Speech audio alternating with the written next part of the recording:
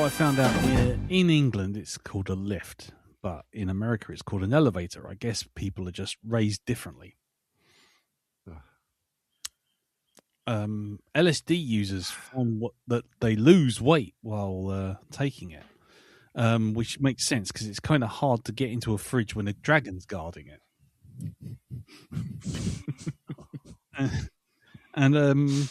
And I was in the pharmacy the other day and I asked the assistant for some deodorant.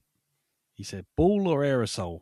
And I said, nope, it's for me armpits. Anyway, hello everyone. Welcome to Black Dog 260. I'm Lee. I'm Darren. I'm Jim. I'm Elton. And this week we're recording on a Tuesday, which makes a change for the first time in a few weeks. But we will see how everyone's week's been, and then we will be off to the fjords, where the moose and the leek and everything and the swallows and everything live, as we review Stockholm Bloodbath, a accurate historical epic, I am informed. But before we get to that, sorry, I was supposed to make you say that, Jim, wasn't I? Because it was your pick. It was, yes. Well, fuck the format. It's gone off the rails. Everything's gone horribly wrong already. Well, 1 minute Thunder has been stolen. Exactly.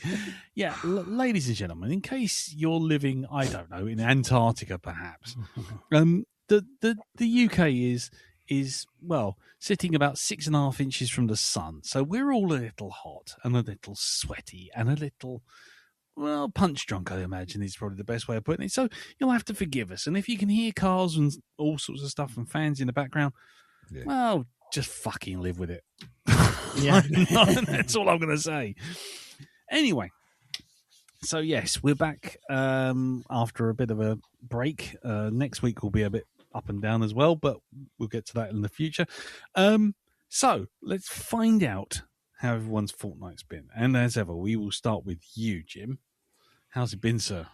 Well, apart from being currently hot, it's been pretty decent. Just ticking along nicely. Me and Teresa had our 7th sorry, the wine's kicking in. Yep. Me and Teresa had our 7th wedding anniversary, which was quite nice. Yep. And yes, we because it fell on Father's Day. Yeah. So we thought, well, let's not go out because all the pubs will just be heaving full of horrible families and their spawn. I can do without that.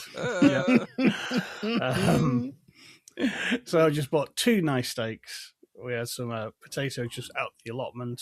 Nice. So just big steak dinner, and that was very nice indeed. Yes. Yes, congratulations on your anniversary, or as I like to call it on Blue Sky, the 7 years since I last wore a suit.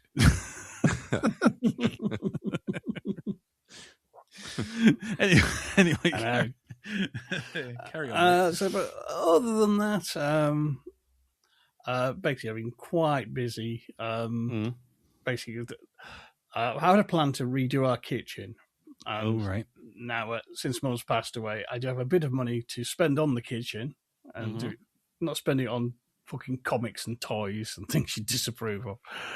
And like I've been meaning to like get around to actually really redecorate the kitchen big style for a couple of years, but kind of cancer got in the way. And last year, all the summer I was having radiotherapy, which made I zero energy. So this year, the last few weeks, I've been getting ahead on the old podcast, getting them in the back, getting stuff cleared out. So when the weather's good, and I just get on and take a week and just do it.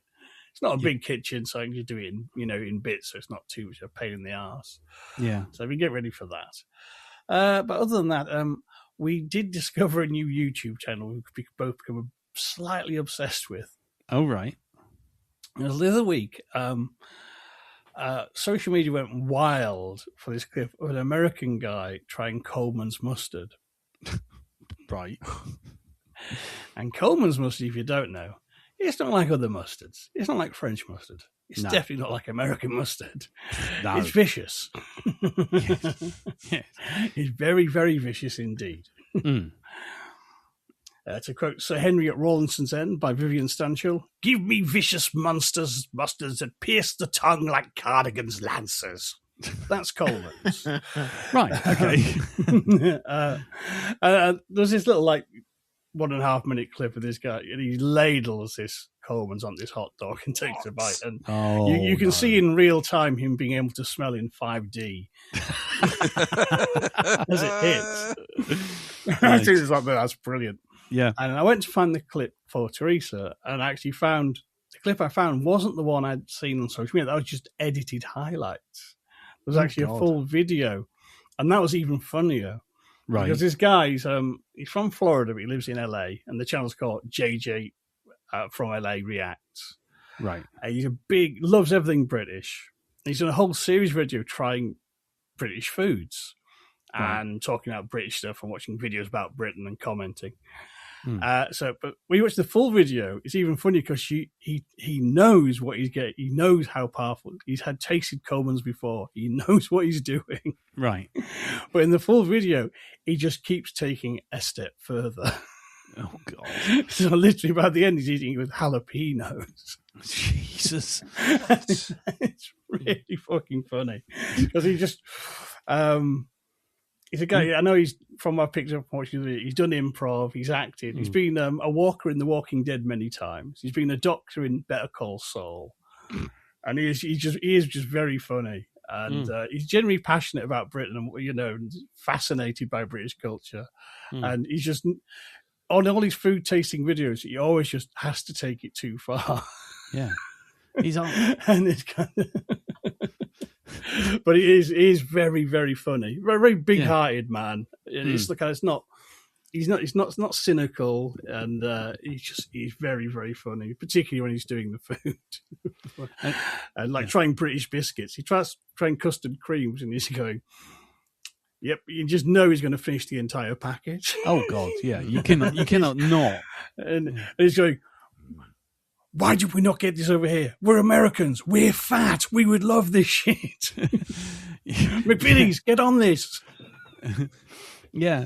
What's this YouTube again? What's it called? It's called JJLA Reacts. JJL. Yeah, he's very, very funny. He does videos all sorts of things where he watches other videos and reacts to them. But his food ones are particularly good. He does one where he actually cooks his own some Yorkshire puddings to try.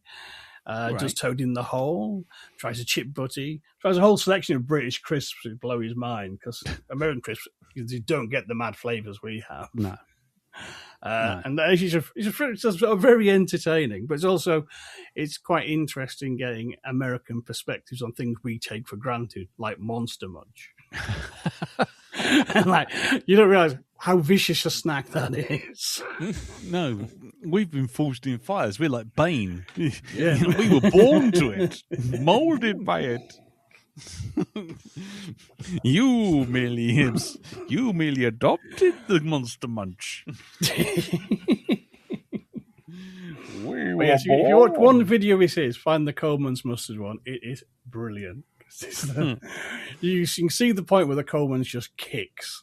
And his pupils shrink down to the size of tiny dots. Yeah. Is it a bit like watching one of those cinnamon challenge videos? Yes. When they take a spoonful of cinnamon. Just one woman in particular that I remember. I know exactly who you're talking about. She coughs into the fucking spoon. Fucking lock goes up. Oh, she's absolute fucking diamond. Fantastic. Yeah. Oh, my word.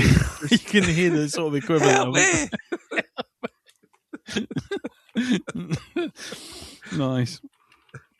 Brilliant. Oh, God, yeah. Oh, we'll have to go back to some of them. That's always good. Cool. It's very, very entertaining and a good feel-good factor to it. He's recently been doing lots of videos about the American reaction to having the Tartan Army running wild in Boston. Drinking Boston Dry. Yes.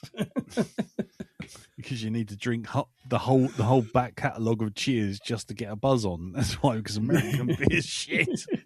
Have you heard some of the chants that they've been coming out with?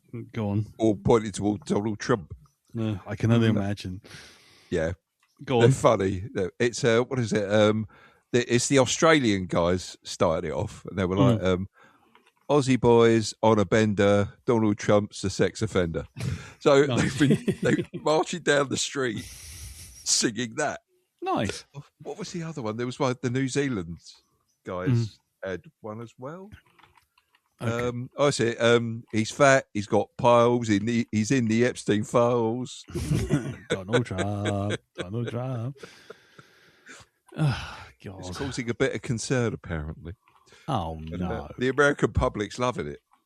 They're like, we can't let these guys go home. They've got to stay here. Right. It's not some thin-skinned chunderfuck getting upset again. No. They've caused. I've been looking at the. There was a compilation of people doing commentary on, the Tartan Army, they're calling it, as Jim pointed out. Yeah. And they're like, we can't let these guys go back to Scotland. They have to stay. He said, they're like, we needed this. We needed these guys here to cheer us up. And that's all they've done. They've just been really cool. They've got on with everybody. They've been trying out food and stuff like this. And they've just been, a real pleasant bunch. I heard that they wanted to twin Boston with Glasgow. As well.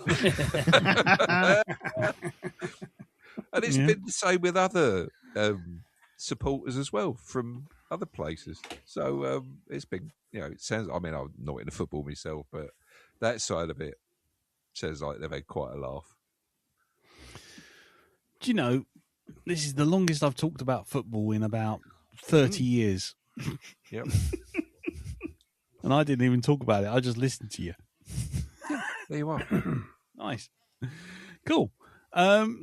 Jim, anything else, sir? No, that'll do for me, I think. Okay, brilliant. In which case, we'll move on to Elton, our man in the know. Hello. Yeah, it's been a couple of weeks, actually. It has been a couple of weeks, my friend. Yeah. Yes. Okay. So I have three things. Three things. Three I've got things. a cream for that, mate.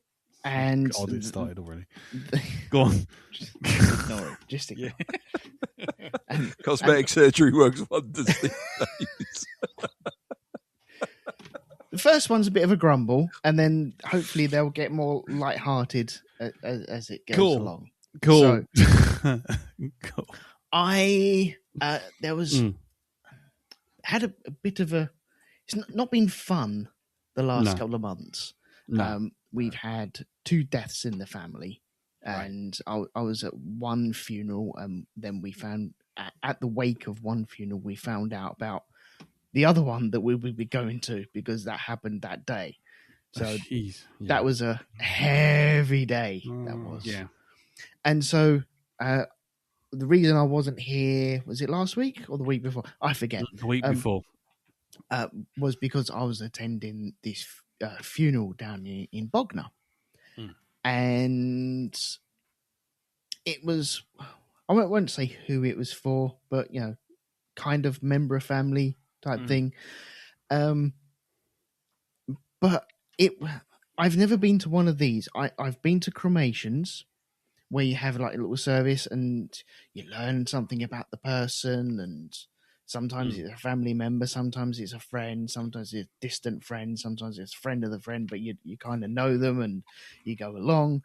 And every time I've been to like the crematorium ones, I've always learnt something about the person. Yeah. And this one, it started off in a church. There was a church service which went to the crematorium. Right. Mm-hmm. And I don't know if this is because the vicar that was doing it was like his 7,000th funeral that he was going through. But it was just hitting beats. It was very, yes, we do this, yes, we do that. And at times he wasn't even stood up at the lectern. He was just sat where he was sat. He's like, I can't be asked to get up to this. I'll just stay down here. He's got like the Madonna mic on as well. So, God. Did he have the Madonna bra? I mean, no, he did not have the Madonna bra. Just the mic. Just the mic. Okay, you're right. Otherwise, that would have been a very different reception. I think so. Comes out singing Holiday. All of a sudden, the time warp starts. Ah, yes, very appropriate. Yeah. But anyway, Anyway, so sorry. yeah, it was clearly not his first rodeo. It was just okay. And the amount of times this person was mentioned in it, in a crematorium one, whether you have family members or friends or someone else reading what the family want you to read, it's about that person. It's about where they were born, grew up, what they liked, what they didn't like, what they got into, what football team they liked, what football team they didn't like, what hobbies they had. This was, we are here to commemorate so and so. Anyway, let's talk about Jesus. I was like, okay, I can do this for a bit.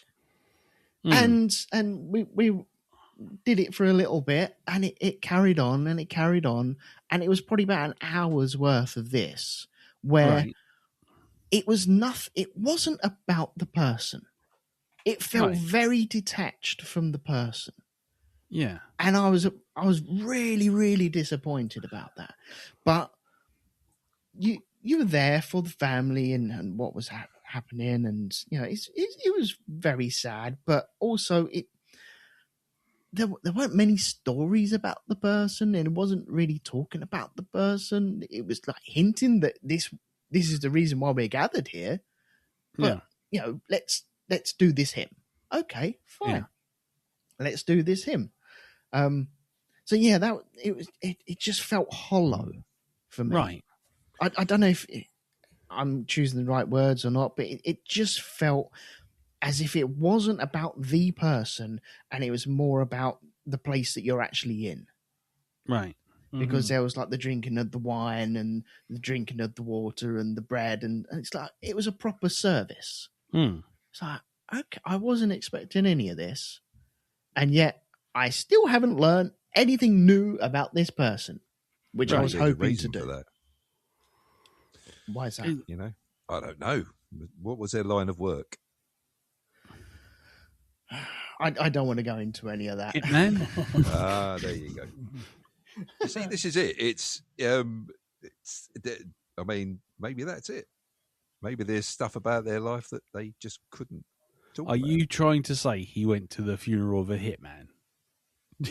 There were a lot of people in dark clothes. Every time the music stopped, there was a sound of a silencer going. Was his funeral in Grosse Point Blank? Yeah. Everyone was talking into their cuff as well. I couldn't understand that. I'm not saying MI5, but you know, Well, they do a lovely kitchen, don't they? Yes. Fantastic shelving. Jesus Christ! I think you're thinking of MFI. Yes, that's the gag. Yes, it is. Ah. Thank you for explaining that. I'm sure there's a dyslexic joke in there somewhere. But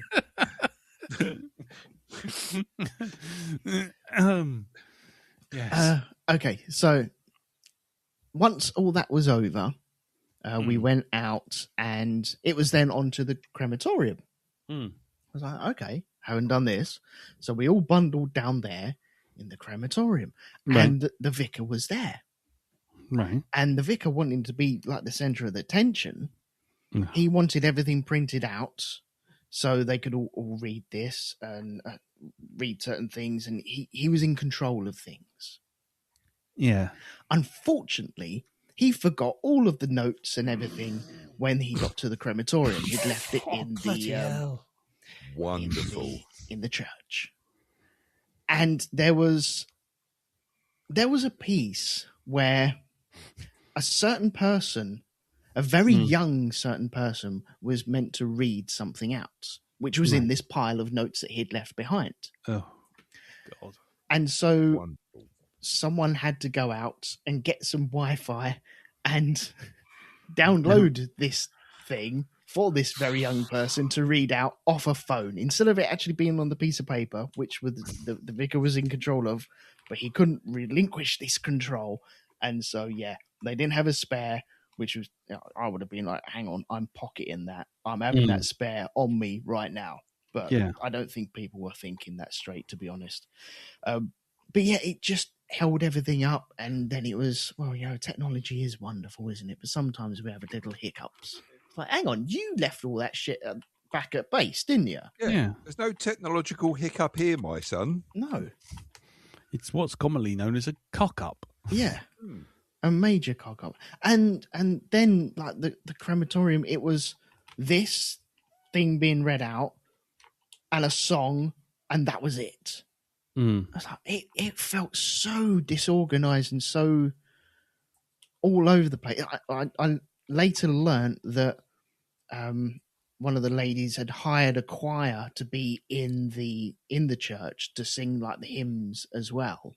Right. And they just didn't turn up. They just didn't turn up at all. Wow. Christ on a bike. Can I ask, what was the song? Oh, I don't know the songs. I don't know any of the songs. Sorry, just considering how disastrous everything else had gone, I thought, are we going to get a really inappropriate song being played? Because he couldn't remember which one the guy actually wanted, or the person actually wanted. It's like Living in a Box or something like that. Fucking The Crazy World of Arthur Brown. Fire. Could you all get down this enter aisle, because we're now going to do Oops Upside Your Head. Yes. Exactly. Yes, and now as we lay the body to rest and send it to its fiery conclusion, we'll have Firestarter by Prodigy. I mean, no. Or Down Down by Status Fucking Quo. Sorry, we're making light of this. No. It's fine. It's fine. Don't worry. It sounds awful. Yeah, it just felt so detached from anything that you'd want to be associated with. Christ. I'm glad I've seen that now, because now I'm like, okay, fine. Me, crematorium, that'd do me. That's absolutely fine. That's all I want now. Yeah. Yeah. So just do what my dad wanted, which he wanted. He just wanted to be thrown in a bin bag and then thrown in the back of a skip. Yep. I've already given instructions like that for me. If I start breaking down, just stick me out with the bins. Don't even put me in a bin liner. Just lean me up against the pile of bags. Like an old ironing board. Yeah, exactly. Just there. 2 o'clock in the morning, pulling up in a car and just rolling me out of the back seat. Yeah, and put you underneath. Fly tipping. Fly tipping underneath an abandoned mattress. Right next to a fridge. Just don't leave the dress on him. Yeah. Oh shit! He's got some house keys on him. Fuck! We left a wallet on him. Bollocks. Weekend at Bernie's him walking back.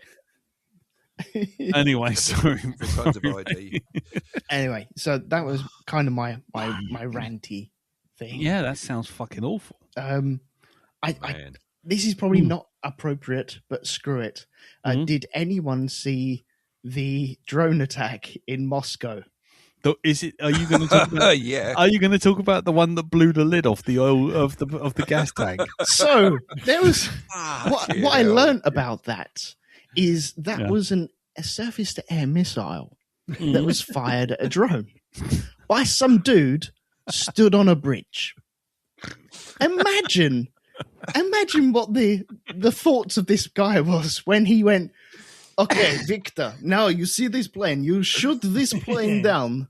Okay, I got it in sights. And he shoots it. And it's going to hit. Oh, it's gone over there. Oh, shit. Kaboom. And he just sees his refinery in the lid shooting up in the air. He's like, Victor, what have you done? My application as firework manager has clearly gone out the window. It sounds a bit like that film Severance. With the rocket launcher. What one's that? Well, they fire it and it goes off and it hits a pass. Instead of hitting the target it should do, it fires out the wrong way and hits a passing airliner. They all standing watching this thing fucking going. It totals the fucking wing, and they just see it slowly turning in the air as it disappears behind a bunch of trees. Nice. Yeah, so let's man. spare a thought for that Russian man that's probably not alive anymore. Yeah, he's probably been praying for double glazing that doesn't unlock, to be honest. Oh yeah. We'll assign you to the 5th floor of this building. No. You will be on 5th floor window cleaning duty. Unfortunately, you must clean the other 4 floors on the way down. Yeah. Watch out for the girders at the bottom. Come Yeah, on. exactly. If you're still alive, tidy them up, put it in the corner. And my third one is I managed to finish the 3rd season of Ted Lasso. Okay. Now, Excellent. Darren, when I started this, you said, be prepared because it's going to get you a couple of times. Yeah. Oh my fucking God. So this is real nice, easy, fun. It's like The Office. You can put it on in the background and enjoy it, and you can dip in and out of it and just have fun with it. There's no malicious tone to it or anything like that. But every once in a while, Hannah Waddingham does get sweary. And she does break character and become very, very fucking angry. Right, yes, yeah. Whistle! If people don't know, there's a trainer for this football match who's allergic to metal, so he can't blow a whistle. Is it whistle? Oh, it's so well humoured, and the 3rd season, it's gone from the 1st and 2nd season. Each episode is half hour on the dot, bang, bang, bang, and it's like a metronome. It's a bit weird in the 3rd season because it goes between like 50, 45 minutes and an hour and a bit. And so you're a little bit disjointed. Some of them are a little bit too long for my taste, but others are just so pitch perfect. Yeah. And it will catch you and you'll get really fucking emotional for no reason whatsoever, and you won't understand why. Or it'll get you, and you'll be like, oh, God, why are you doing this to me now? I can't do this right now. Yeah. And it's really good. I'm really surprised. Right. Yeah. So you obviously, what did you, just very quickly, without giving too much away, what did you think of the Holland episode where the team go to Holland and it's Jamie and Roy together looking for windmills? Yeah. Learning how to ride a bike. So, yeah, that episode I felt was a little bit too long. Right. That's one of them where I wish it was either 2 half-hour episodes or just 1 half-hour episode. That, and there's another one where Coach Beard goes off and finds his magic trousers. I didn't like that episode. No, I really didn't. I think it's a bit too close to a couple of nights that we've had out. Oh, right, okay. A bit too close to the bone of getting lost and not really knowing where you are type thing. Yeah. So, yeah, I didn't like that one as much. But I still love them. Every time that you think, oh, am I dropping out of this? Then all of a sudden it'll get you again. And you're like, oh, yes, I'm back on board. And it's not funny, haha, all the time, every single joke or anything like that. I think on multiple watches, you'll see different jokes, very much like The Office, I think, where you'll see different things all the way through, and you'll laugh at some things one time and then you won't the next time round, but you'll see other things that you'll really latch onto. Yeah. And it's not a belly laughing. If we just sing goodbye. It's not a belly laughing show, but there are some really good bits in it. It's character pieces. It's just just the whole lot of them. It's like there's some of the football players, they go off on international duty, and like you have the goalkeeper and the striker, and then their teams are playing each other, and all of a sudden he's like, "No, I do not see you as a teammate. You are my enemy." And it's just done. It's an obvious gag. Danny Rojas, who is basically a really light and fluffy character, but then this happens, and suddenly he becomes a complete and utter cunt. Mm-hmm. He's just horrible. Yeah, that's it. He just becomes nasty, and it's great to watch. Really funny.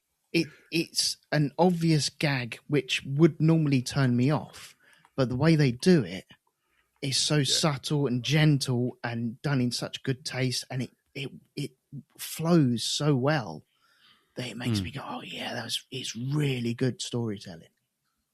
Yeah, so nice. I would really highly recommend Ted Lasso. Yeah. Yeah.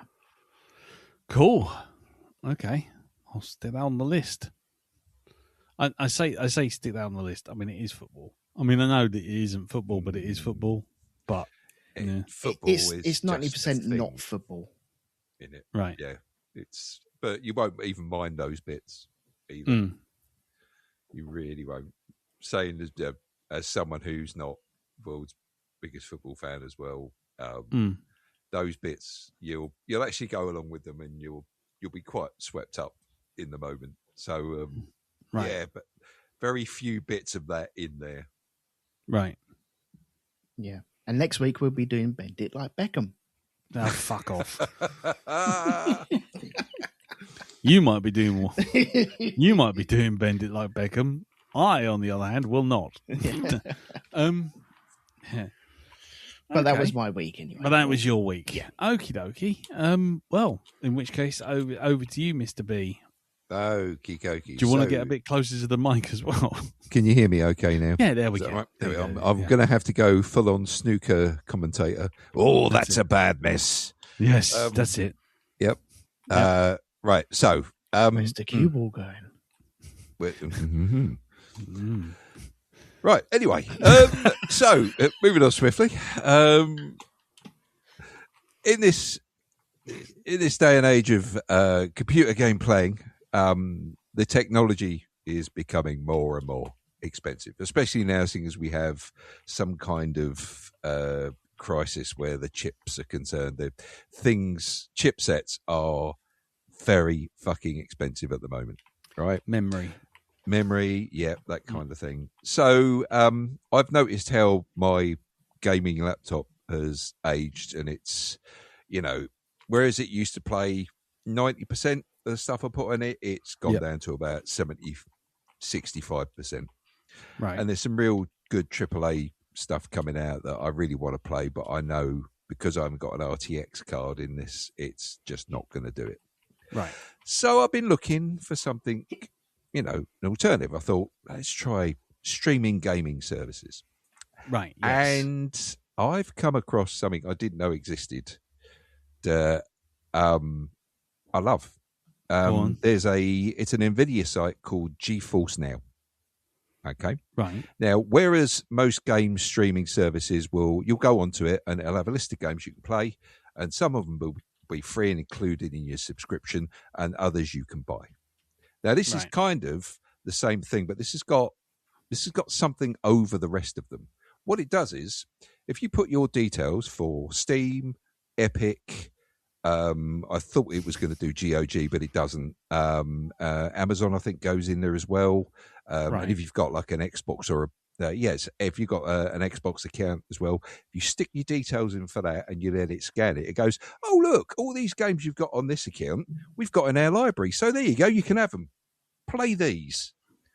And it's like, fucking hell. So there's stuff that it's scanned from my Steam account, which is where all the major stuff is, that I can now play on my laptop. What it does is it gives you a choice of subscription. You can either do it for free, in which case you get a certain amount of time on it and a certain bunch of resources, or you can go for a tenner a month, which is the one I've gone for. I'll tell you now, you don't need really any more than that. Or you can go for the 20 quid one, which really kind of gives you a beefed up virtual machine to play on. Right. I've used this. Now, as long as you've got a half decent connection, I normally I go on the wire. I don't actually use the Wi-Fi because it doesn't really work that well with Wi-Fi. But on the wire, it's got to a stage where I don't even realise I'm playing it online. Right. It's not installed on my machine because that's what it runs like. It just runs smooth. Okay. I've played. This is mainly because I had like Directive 8020 as a game, and it was just it's fucking piss poor. I got it on this. It gave me access to it, and whereas I had to start the game from the beginning because for some reason it couldn't find the save for it. I think there was I had a bit of a problem on Steam. Right. So I started it from the beginning, and whereas it took me 2 or 3 days to get to a certain point, I was up to that point within about 90 minutes. Right. That's how quickly this flew. It Right. was just, it's amazing. I don't know how they do it, but it's really, really good. So we completed Directive 8020, which was superb, really, really good. Very well written, lots of tension in it, especially as you're getting near the end of the game, and some nice little story stuff in it that'll, go, oh my word. Yeah. Graphically, absolutely brilliant. Like I say, there wasn't a single stutter at all, and it just played smooth all the way through. Mm-hmm. And the other one I got onto, and I'm now starting to play more elaborate games on here now, seeing as it can handle it without a problem. I started playing the RoboCop game properly because, again, that had graphics issues for me. It's almost like, I don't know, they stopped trying now and they're just making it for higher end cards. Right. Whereas a point you could have it playing on higher end cards and looking fantastic, but also if you didn't have a RTX card and it was a GFX card, you could play it on that. And it would be, they downgrade the quality, but at least it'd be smooth. Yeah. I've been pleasantly surprised by the RoboCop game. Now, I thought it was just going to be, you're RoboCop, we're just going to drop you into situations where you go around killing lots of criminals and whatever. But it's not. It's actually an RPG. And you get to do community policing in it. That's RoboCop. Community policing, right? It's not all about going around killing people. Stay out of trouble. Yeah. Yeah, this is RoboCop 2, isn't it? Yeah. You get to actually choose his response to certain things. And I've got to say, RoboCop at this stage in his career, pretty fucking sassy, right? Yeah, he's got some good comebacks to certain individuals who give him shit. Right. So and you can play him how you want. You can play him as with a relatively good human side to him, or you can go completely the other way and just have him, no sense of humor or anything like that. Right. But I've had an awful lot of fun playing the RoboCop game. This will show you how mundane some of the stuff is. There's at one point you piss off the OCP representative in the station so much that he stops you from going out doing any jobs. And he can find you to the station. And so you end up doing things like getting signatures for birthday cards. I'm looking at this, and it's like 15 billion quid. And they make a comment on it as well. And it's like 15 billion quid's worth of fucking, killing machine. And he's going around trying to organise a get well card for someone. Yeah. It's brilliant. It's really, really good. You can almost. In fact, there's one bit as well. There's one mission you go on where you find out that this copper who was undercover has gone missing, right? And his son is out, sort of like playing after dark with his mates, and you need to go and find him to bring him home, right? Now, there is a guy who's one of your informants who you meet up with, and he helps you out in this situation. He's a little bit, he's had like a bit of a past, this guy. And instead of RoboCop actually talking this kid down, it's the guy you've got with you. And you're just watching him, and he's going into all this deep stuff, emotional stuff like this. And you see RoboCop in the background, sort of like shuffling his feet, slightly like, am I needed here at all? And it goes through all this stuff. He talks the guy down, and he suddenly turns to RoboCop and goes, "Isn't that right, Robo?" And it's like a pause for a second. And you just see like RoboCop's hand come up slowly and just do the thumbs up sign. Yeah. He says nothing for the entire scene. It's just that, like, yeah, okay, if you say so, mate. Yeah. So, yeah, all right. So yeah, fucking, it's brilliant. I love it. It's really, really good. The action in it's great as well, especially with like the targeting, and you get the proper RoboCop sound as you're sort of like, you know, marching along like a two-legged tank. Miles, you going through all this stuff, you breach walls and stuff like this. And you get upgrades as well. You can sort of like tweak certain things on RoboCop himself, and then you also get you get to be able to tweak the weaponry. So you know he's got the gun that does the auto firing and stuff like this. Yes. What you get is after a couple of missions, there's the tech guy goes, "We've got circuit boards for your gun." Right, so they fit a circuit board. And what you can do is you can adjust the circuitry for the gun to do certain things, like become more armor piercing. And my gun has hacked my car. Gun has hacked my car. Yeah. So there's loads and loads of little tweaks you can make to just about every aspect of RoboCop. What's this called again? It's RoboCop Rogue City, it's called, and you can buy it for £2 at the minute. Okay. Bearing in mind, Dal, that Elton was the man who played Grand Theft Auto and got a bus and just did a bus route. so there's he'll be getting cats out of trees and everything. I was going to say, there's a non-zero chance that RoboCop will be going around going, "Here is a leaflet about home safety." Yep. Don't remember, forget. people, traveling by bus is still one of the safest ways to get around the city. I am here on Neighborhood Watch. Do you have a problem with your neighbors? Don't forget to test your smoke alarm. We're holding an open day at the police station. There will be face painting. And now I've got an image in my head of like a fucking RoboCop with the helmet on with a fucking tiger face painted on it. Gets that needle out. It's like, would you like a butterfly? Yeah, exactly. Yeah.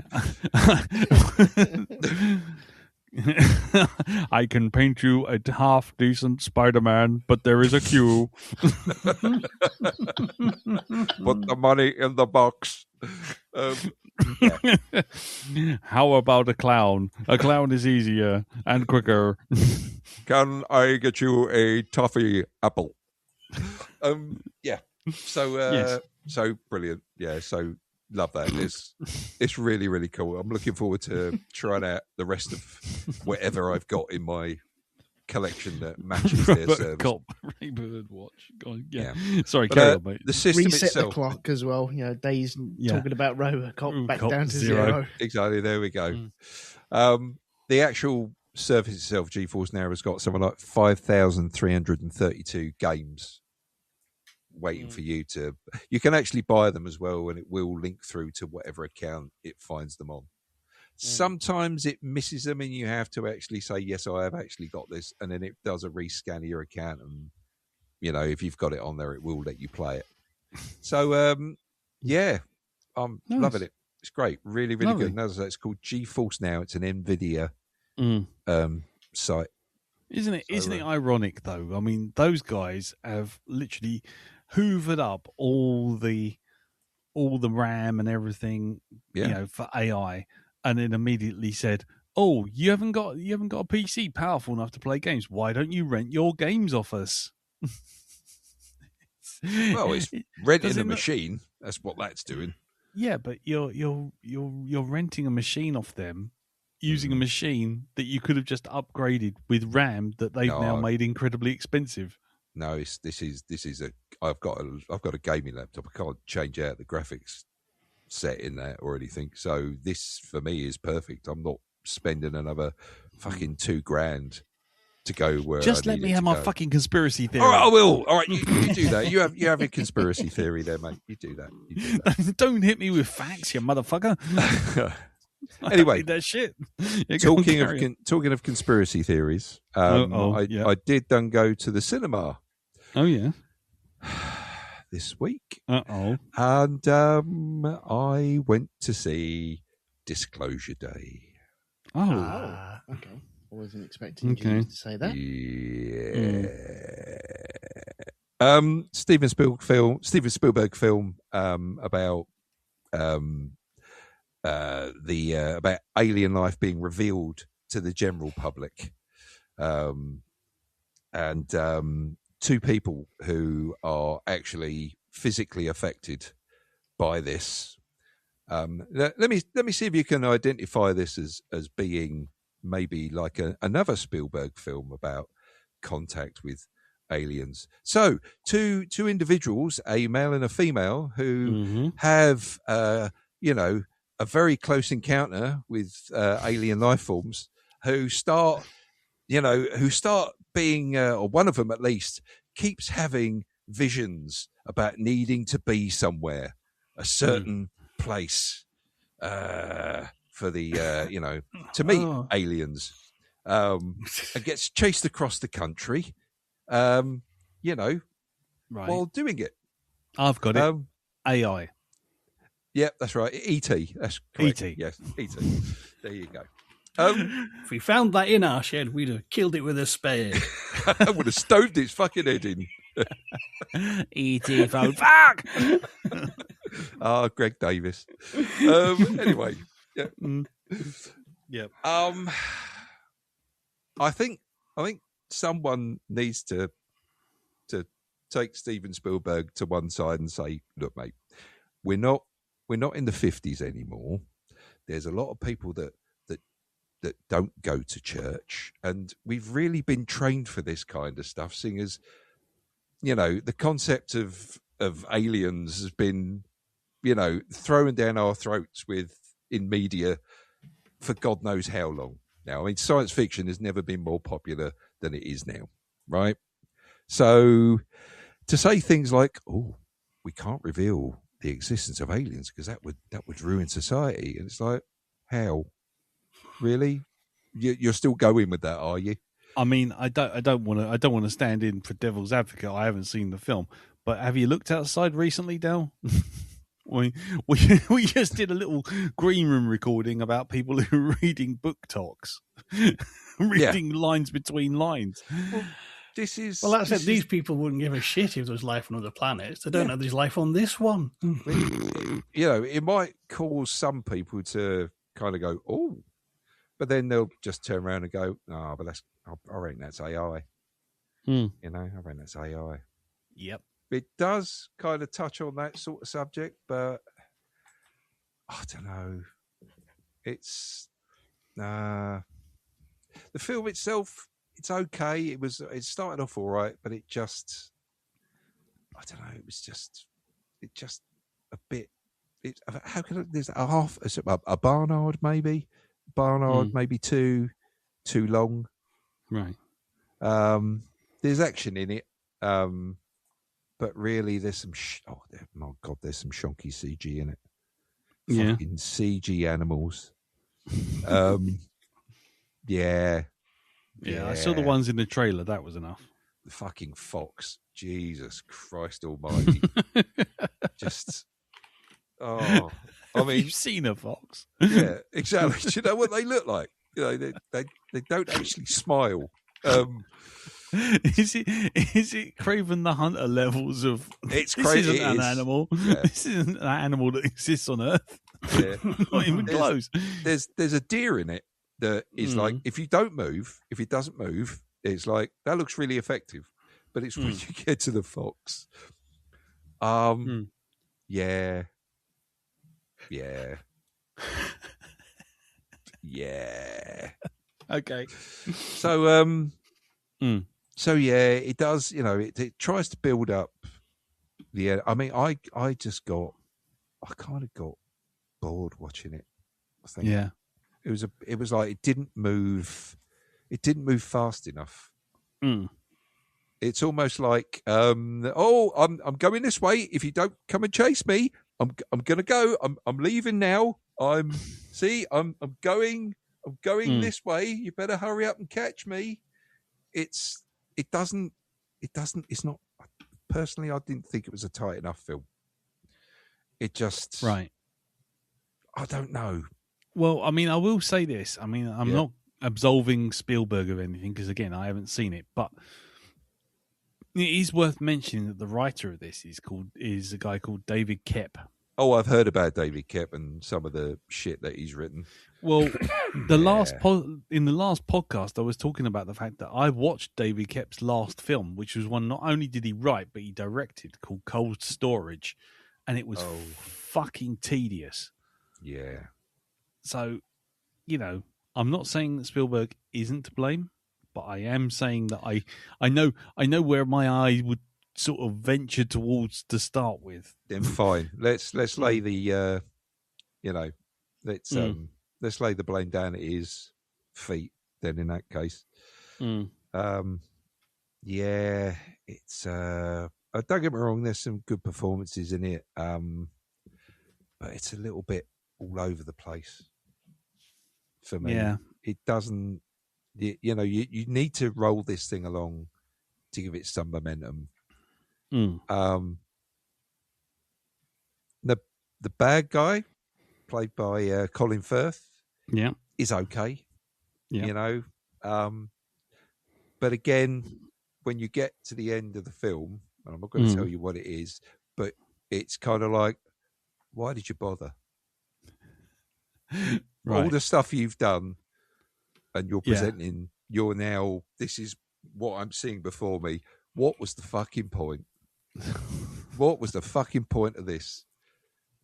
You just, so that's it for you, is it? Okay, fine. Does he just like go, I'm sorry, I thought we'd started. Oh, there, and just wanders off. Yeah. And it does even worse than that. It's just, it's bad guy doing his bad guy thing, and then bad guy's not doing anything at all. Yeah. Okay. Bad guy's there. Look, there he is. Look. Okay. Yeah, I had no plans to go seeing this. You might enjoy it. Some people really enjoy it. A lot of mixed bag reports about it. Yeah. Apparently, 9-year-old children really enjoy this. You know, right? Yeah. Okay. One glowing report from one kid who, you know, it's his first Spielberg film, I think it was, and his mum said he really, really enjoyed it. It's like, well, that's great, excellent. You know, just brill. It's also his first Times column as well. Yeah. Yeah. It's one of those kind of like, I spoke to my child and they said, Mother, why is it that the political system of this world is so skewed towards the old? Please accept this pie chart. Always like the Haribo adverts. Yeah, exactly. Yeah. Exactly. Yeah. Yeah. Please accept this pie chart. In the blue, you can see this didn't happen, and then in the other slice, you can see this didn't happen, but in yellow. Yeah. Okay. So Disclosure Day is a bit of a. Yeah, I think listening to again, you know, me and Mark Commode kind of see eye to eye on a lot of this stuff. God, dude, why don't you just go work over there? I should do. Do. Promoting him. No, there's some stuff he said I wasn't agreeing with, but yeah, it's it's all right, I suppose. Wait till it comes on streaming. Okay, fair enough. Watch that then. Cool. Right, so now we come to the down point. Oh, we come to the just one more thing, just to tell you about. What, you're Columboing it? No. This go on. This is the downbeat part of the Okay. review for this week. Okay. Went to see a thing called the People's Emergency Briefing. Have you heard of it? I saw your post on Facebook, so I have a general idea of it. Yeah. But yeah, It's go on. it's basically there were around about 10 experts in all different aspects and fields of our society, and all coming in to talk about the effects of climate change and where we're at and how it's going. That film, watching this and listening to them talk, when it starts off with, this thing's gone further than we actually calculated and we haven't got as much time as we thought. When it starts off with that, you're in for a bit of a bumpy ride. Without going into it too much, because there is an awful lot in it. It can seem overwhelming. Keep it light. Yeah, will do. Yeah, go on. There's a lot of stuff in there that I didn't know. I was quite shocked by one or two things that are revealed in this, like the level of biodiversity in Britain itself. It's 10%. What? What's that mean? Well, the amount of species and stuff like that we've got in this country, right? You would think we'd be up there like 40, maybe 50%. No, we're one of the countries with the lowest level of biodiversity. That's because we have like one squirrel and one pigeon. Yeah, that's right. Yeah, and it's kind of like, fuck. Yeah, it's just Jesus Christ. Now, with each of these different snippets, and this is a free thing as well. They're doing this up and down the country at the moment, putting this out there for people to come and see.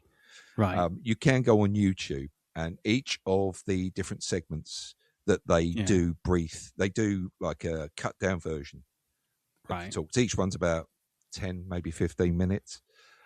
You can find them all out on YouTube. If you put the People's Emergency Briefing in there is a page for them. Right.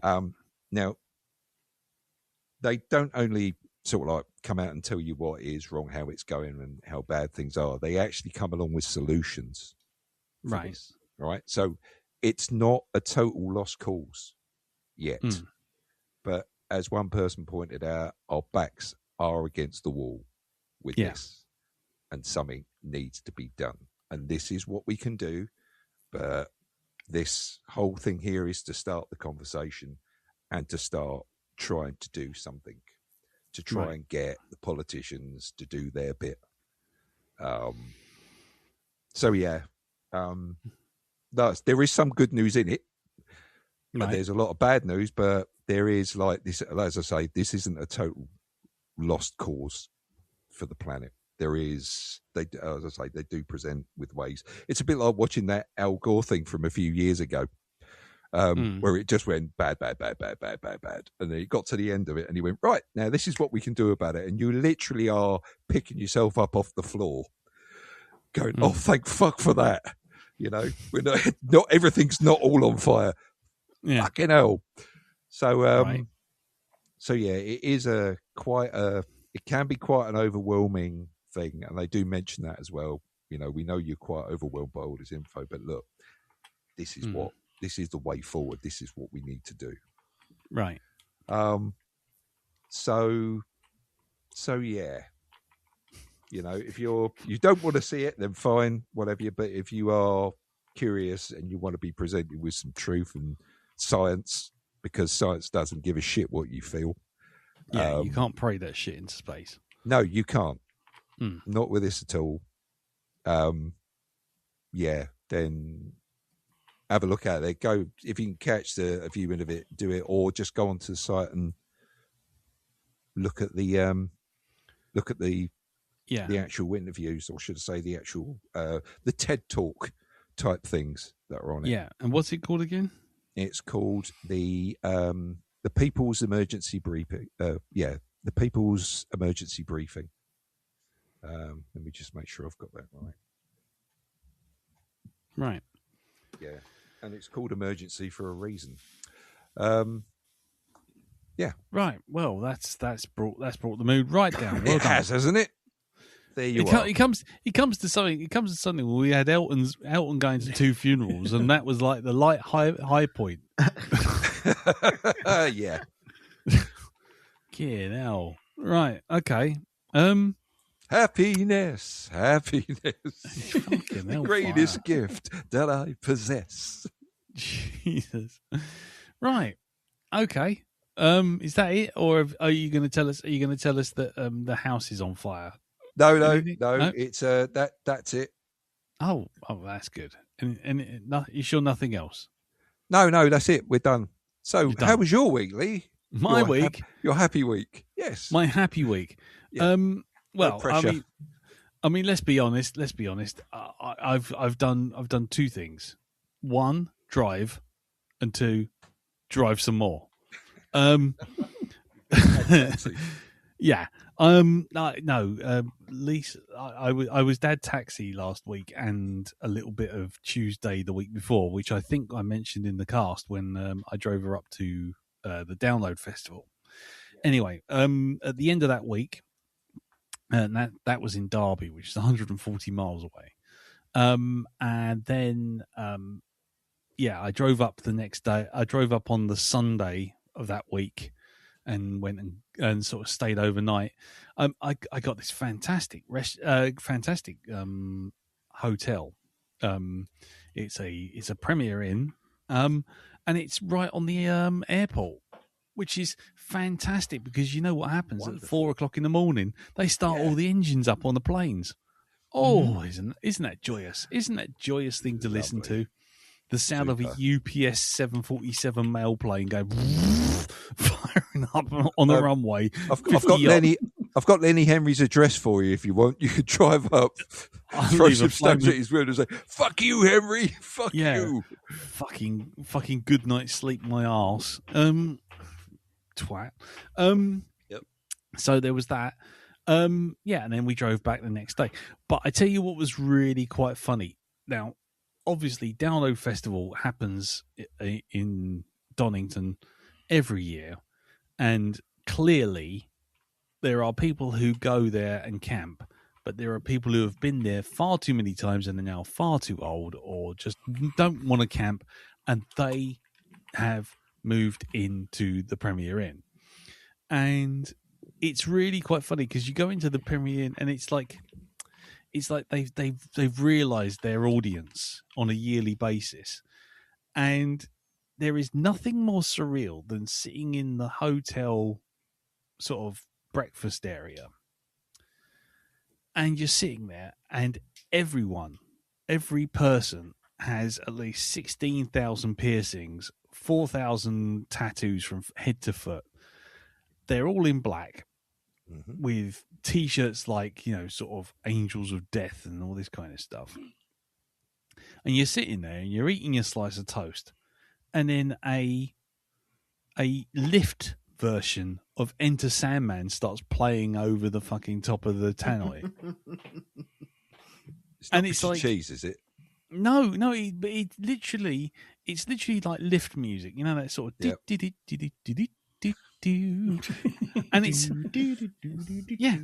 exactly it is played on a xylophone. Exactly, it is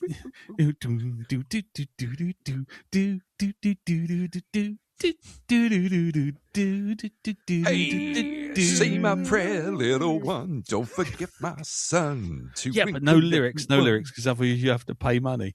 So, fucking no. Oh no! What's that? Why is it? Lars is in me fucking car park just outside my window. Lars He's is looking going at through your Lee. bins. He's looking at me. He's going through your bins looking for money. He's coming towards me. Yeah, so it was very bizarre. I mean, I have no judgment on anyone who dresses up the way they do. I mean, fucking hell, I'm 90% of the time I'm wearing black anyway. I'm not exactly the epitome of fashion, but it's like, so you got all these alternative people in this really clearly an airport hotel all being pandered to with this kind of really kind of music. It's just the most surreal thing you've ever experienced in your life. And then 5 minutes later, just in case, in case there are any quote unquote normies in the audience, what they do is they then put on Taylor Swift. So it's like you got someone who looks like he's eaten a Viking sideways, sort of sitting there, sort of humming along to Shake It Off, but done on a Bon Tempi organ. Wonderful. It's just really, really odd. The next thing after that was after I got her back from download, we had to move out of Lancaster's student dorms because she's into her second year come September and moving into a flat. So we had to then drive to Lancaster, all the way up to Lancaster, which was another 280 miles, and stay up there. And blimey, let me just tell you one thing. I stayed at a place called the Sun Inn, and it's in Lancaster. It's all pretty cool. But I went through the looking glass with a burger that they had in the restaurant. They had a thing called a beer cheeseburger. Right? Ooh, wow. And you literally get a pot of cheese intertwined with beer that you can splash on this burger that literally is like someone's just cut a cow in half and just pulled its legs off. And basically, it was gorgeous, absolutely gorgeous. The only problem is that I spent the rest of the evening rocking myself to sleep on my bloated stomach, and it sounded like I must have sounded like the brass band was tuning up. That's all I'm saying. So it was just like, trying to do Acapulco, Stranger on a Shore. Anyway, So I've basically been doing lots and lots of driving, about 6 hours up to Lancaster and 6 hours back and overnight. So I haven't really had a chance to watch an awful lot. But the one thing I did watch, and I binged it because I think it's fucking wicked, is Widow's Bay. Oh, right. I've heard a lot about this. Oh my God. Okay. At the risk of overhyping it, because I really don't want to do that, if you can imagine Parks and Rec crossed with The Fog, Oh God! I think you're kind of into where you're in. You're kind of on where it is. Essentially, it's an island. Widow's Bay is an island where 44 people back in the 1500s. Or the 1600s, sailed overseas, got to this island, essentially reverted to cannibalism, and eventually picked themselves up from the ground up and miraculously formed this community. Spin forward to the modern day, and you're following this guy played by Matthew Rhys. And he's the mayor. Now, he's a mayor from the mainland. But he's also a mayor who's in a situation much like the mayor from fucking Jaws, where mad shit is happening on this island, and all he wants to do is get tourism onto the island so that they can have some money. So he's trying his damnedest with the weirdos and the oddbods that are living on this island. And there's a legend that anyone born on the island can never leave the island. If they go past the floating buoy out to sea, as soon as they do that, something bad will happen. Someone will die. They'll fall into the sea. They'll be attacked by a kraken. Just the maddest shit. He doesn't believe a word of it because he came from Boston. And he doesn't believe a fucking word of it. But he's had a kid over there on this island, and he's been sort of nominated to be mayor. So you've got this kind of thing of him not listening to what's being said and all these crazy kooky characters, including Stephen Root. Now, you may know Stephen Root from Office Space. It was the guy with the stapler. Yeah, that's right. He was. Yeah. But he's in that sort of, he's in his 70s, and he's got that grizzled kind of Quint from Jaws kind of vibe, where he's kind of the guy who knows all the secrets, all the stuff, and everyone just treats him like a weirdo, but everyone knows that he knows all the crazy shit that goes on in this fucking town. And it's so good. The show is so good because it's like 30 minutes and every episode is building to something. But what it does, and it does it really, really well, is it walks this fine line of actually being genuinely quite creepy in places. I mean, properly, oh no, oh my God, no, sort of creepy, to having these kind of weird, kind of side eye, kind of quiet Parks and Rec kind of irony kind of jokes. Even just little things like, and this is not a spoiler, it's just a one of the things. One of the episodes, he tries to convince the people to open up the haunted hotel. He's saying, "Oh, it's not haunted, sort of thing." So they all the people in the bar say, "Right, well, we'll pay for it. You can, we'll pay for it. You go stay in the captain's cabin in the hotel." And he's like, "Yeah, fine." And they're like, "Take a camera." And then they start giving him a list of all these things he's got to do in this fucking hotel. And at one point, he's just like wandering around the hotel, and he goes to the games cupboard just to see what's going on. And it's like very like Scarfolk. Do you remember Scarfolk? Oh yes. So there's things like he opens up the cupboard, and there's like all these games in the games cupboard. One of them is, "Oh no, Daddy's drunk and he's coming home." And there's another one which is called, the game is a card game called Run. And he takes the cards and he looks at them, and the first one says, "Don't run." He looks at the next one, "Don't run, don't run, don't run, don't run." And he turns to the next one and he goes, "Run." That's the game. That's the entire game. And right.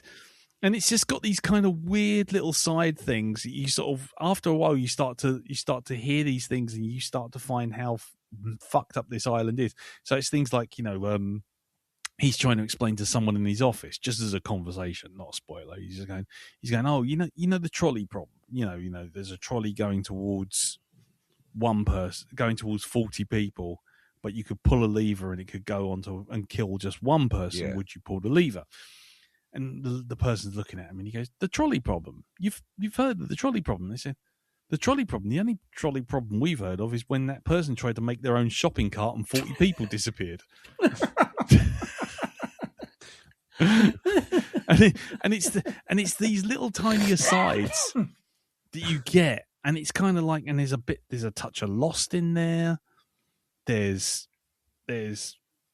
totally shot through it like a stick of rock. It's John Carpenter movies. There's Halloween. There's fucking everything. There's Stephen King stuff strewn through it. If you go to IMDb on Widow's Bay's landing page, they got a little video that runs, and it's doing side by side shot comparisons of what it's related to. Oh right, well don't do that because it'll spoil it. But there's even like gags. There's even gags with, like, they show you like a videotape of welcome to Widow's Bay. There's so much to see, and you see this little old guy, and he's standing there on this shore, and he's standing there, and he goes, "Welcome to Widow's Bay. You'll find there's an awful lot of stuff to see around the town. Now come with me, and we'll go and explore together." And he walks off, and he walks around the corner, and the camera's still filming, and he doesn't come back. It's like 20 minutes of this film. He's just fucked off. And it's that kind of mad little sort of asides. You just, when you tune into it, when you focus on it, it is actually genuinely really quite funny. But then there are moments, and every episode's got at least one, where you go, "Oh no, fuck that. No, Fuck that with the game. No, just absolutely no. And in that sort of old The Fog, Halloween, Stephen King's It, all those kind of things, you just go, oh no, big fucking no. So I literally started watching it on Sunday. I had finished all 10 of them before Monday morning. I loved it. I thought it was brilliant, and I cannot wait for season 2 because it's got some implications. There's some stuff going on, but yeah, if you can find it, it's on Apple TV. Go watch it. It's great. It's really good. That locks me out of watching it then. Well, I'll wait until it comes on to unless my local TV station. You have no idea when it might show up. That's all I'm saying. Exactly. And on that note, we'll stop because I'm going to have a break. And then once I've had a break, we will come back and we will review, was it Stockholm Syndrome? I mean, Stockholm Bloodbath. Roll the jingle. We are going on a summer holiday. If you want to go, you'll swim. We go into London and New York City, and we take a little piece of Amsterdam, right? We are going on a summer holiday. If you want to go, you'll swim. We go into London and New York City, and we take a little piece of Amsterdam, right? Right, Stockholm Bloodbath is a 2023 film directed by Mikael Hallström with an ensemble cast including Sophie Cookson, Emily Beecham, Klaus Bang, and is produced by Helena Danielsson for Viaplay Studios. Set in Stockholm in 1520, a power struggle between Swedes and the Danes ends in a massacre which has become known as the Stockholm Bloodbath. That's all you need to know. That's it. Yep. Yeah, it was released December the 12th, 2023. And Christmas movie. Yeah, definitely a Christmas movie. And yeah, the only other thing worth noting is it had music by Lorne Balfe. I think Lorne Balfe, he does music for video games and films and stuff, such as The Crown and Assassin's Creed movies and I don't know, other stuff. I'm trying to fill this out. Can you tell there's not a lot in this fucking wiki? Anyway, yes, he did a lot. And yes, that's that. He also did the new Naked Gun movie as well. He did the music for that. But anyway, right. Let's get to the fact that we have nothing in the fucking wiki and ask the question. It had no budget, nothing we could tell anyway. Nothing's been listed. But I don't know. But I do have how much it made at the box office. How much do you think it made at the box office, Jim? 3 million unusual uses of icicles. Nice. Darren? I think it made a big party. Okay. Elton? Numerous detached heads. Okay. Actually, you're all wrong. What it actually made was a candelabra to the back of the skull, followed by comically hanging on to someone's neck by a rope for a lot longer than it needed to be, plus Danish steel. That's all I'm going to say. Danish silver. No, actually, what it actually made around the world, now bearing in mind this is worldwide gross box office, was $22,000. That much? Yeah, I was surprised too. Wow.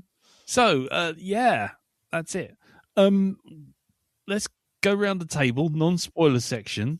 Jim, you picked this, so as far as I'm aware, none of us have seen this before. Nope. Mm-hmm. So,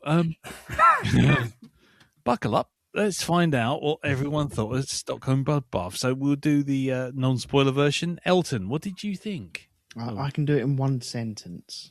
Go on, him. What in the straight to Channel 4 movies was this? Okay. Okay. Darren. I enjoyed part of it. And then how can I describe it? It was like going into a nightclub and hearing some interesting dance music that wound itself up, and just as it got to the bit where the beat dropped, it suddenly finished. I didn't do the beat drop. Okay. Yeah. Okay. My review is yeah. I thought it was fucking awful. The only time the word epic should be used in terms of this movie is the epic patience I held with as I watched this for 2.5 hours, wishing for my life to be over. It's fuck me. Anyway, Jim, I quite enjoyed it. It's a very odd film. It's all over the place, but I had fun with it. Hey, there you go. You all thought this was going to be a short podcast, but no. Brilliant. So you quite enjoyed it, yeah? Yeah, I mean, I thought it was all right. I think it's stellar. I mean, I was hoping it was going to be like another Sisu. Yes. It didn't. I don't think it could quite decide what it was wanting to be. Yeah. Yeah. For sure. Okay. Well, I think at this point we've made our points clear. If you haven't seen Stockholm Bloodbath, go find it. It's on Amazon Prime. I think it'll be there for a while. And yes, we shall now move on to the spoiler zone. I mean, for a thing that's supposedly the historical documentation of an event that happened nearly 500 years ago. But let's have the spoiler zone.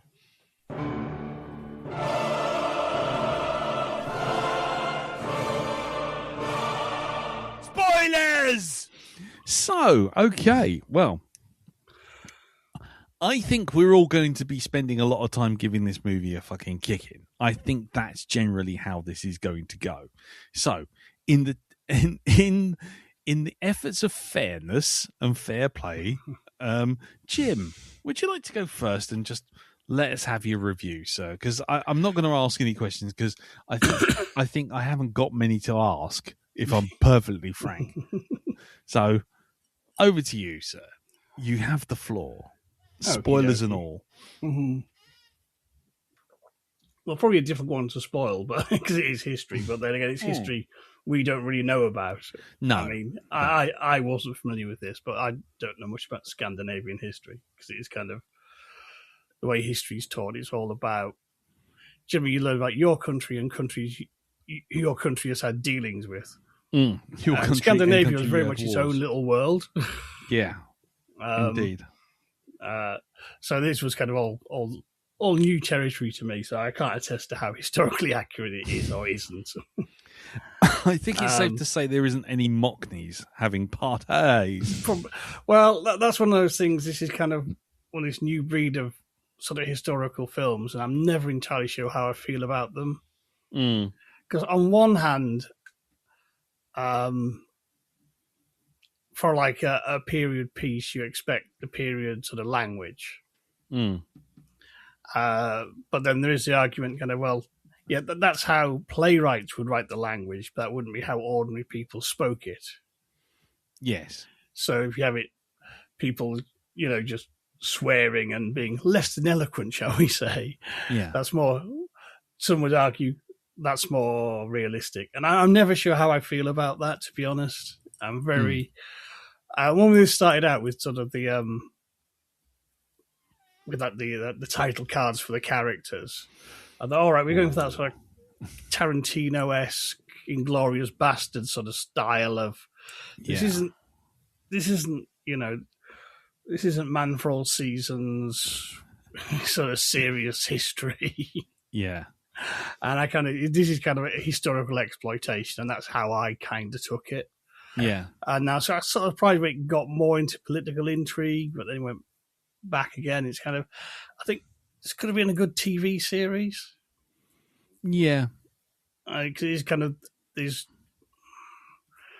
I mean, I actually had fun going with it because it kind of kept wrong-footing me, which I always like in a movie. Whereas on reflection, it's kind of, well, I feel kind of there's more story to be told here. And as Darren said, just getting the kind of, and then this happened at the end isn't entirely satisfying. Good I think Lord, you need there's a lot of things to with any sort of this big story is all you're going to have that, and then this happened to this character, and this happened to this character, and that's fine. But I do think it does sort of shortchange you on. You want to see the downfall of the baddies a bit more than you do. Yes, I agree. And that's where it sort of falls down as like a revenge picture, which is kind of what I was sold on. Yeah, I mean, I don't know about you guys, but that's exactly how I felt, because it was like, the film is Tarantino coded up the wazoo. Big playbill fonts, big bright yellow fonts, lots of Guy Ritchie style mockney. Isn't this quirky and funny titles? And Guy Ritchie himself is, noticeably knocking off Tarantino left, right, and center. And everyone's talking in this kind of like, let's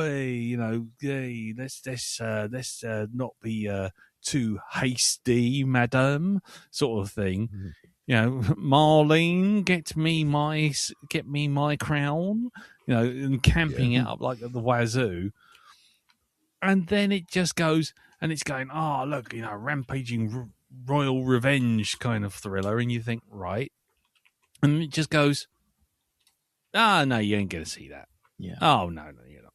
No. Here's a montage. Here's a montage of all the things that happened, like the fucking end of Animal House.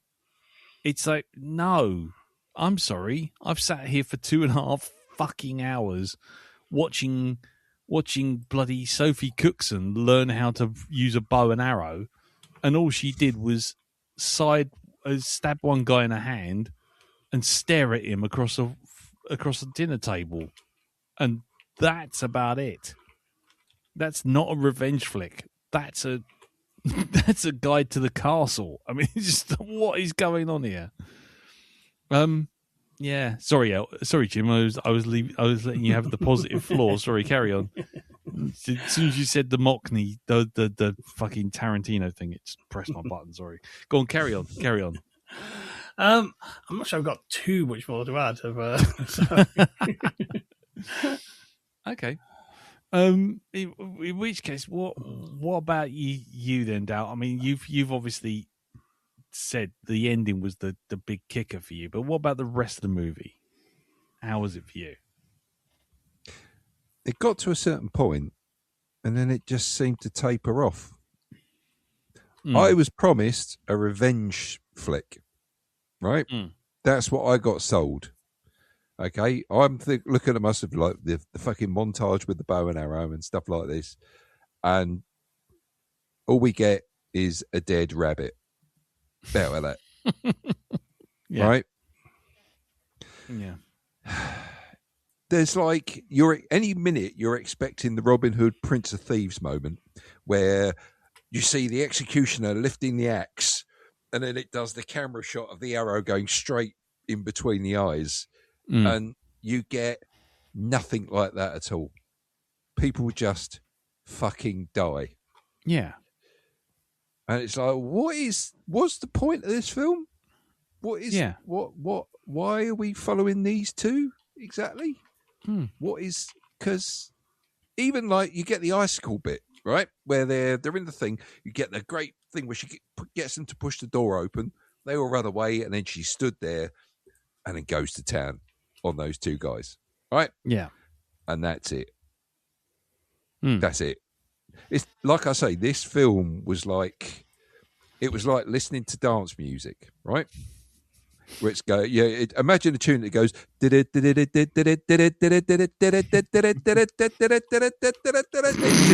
and all it does is it just keeps doing that, right? It doesn't get to the bit where it goes, stick it up your backside. It's shepherd's tone. That is called. Yeah, it's been proved you can put any sample at that point and it will work, and people will just go with it, right? So yeah, so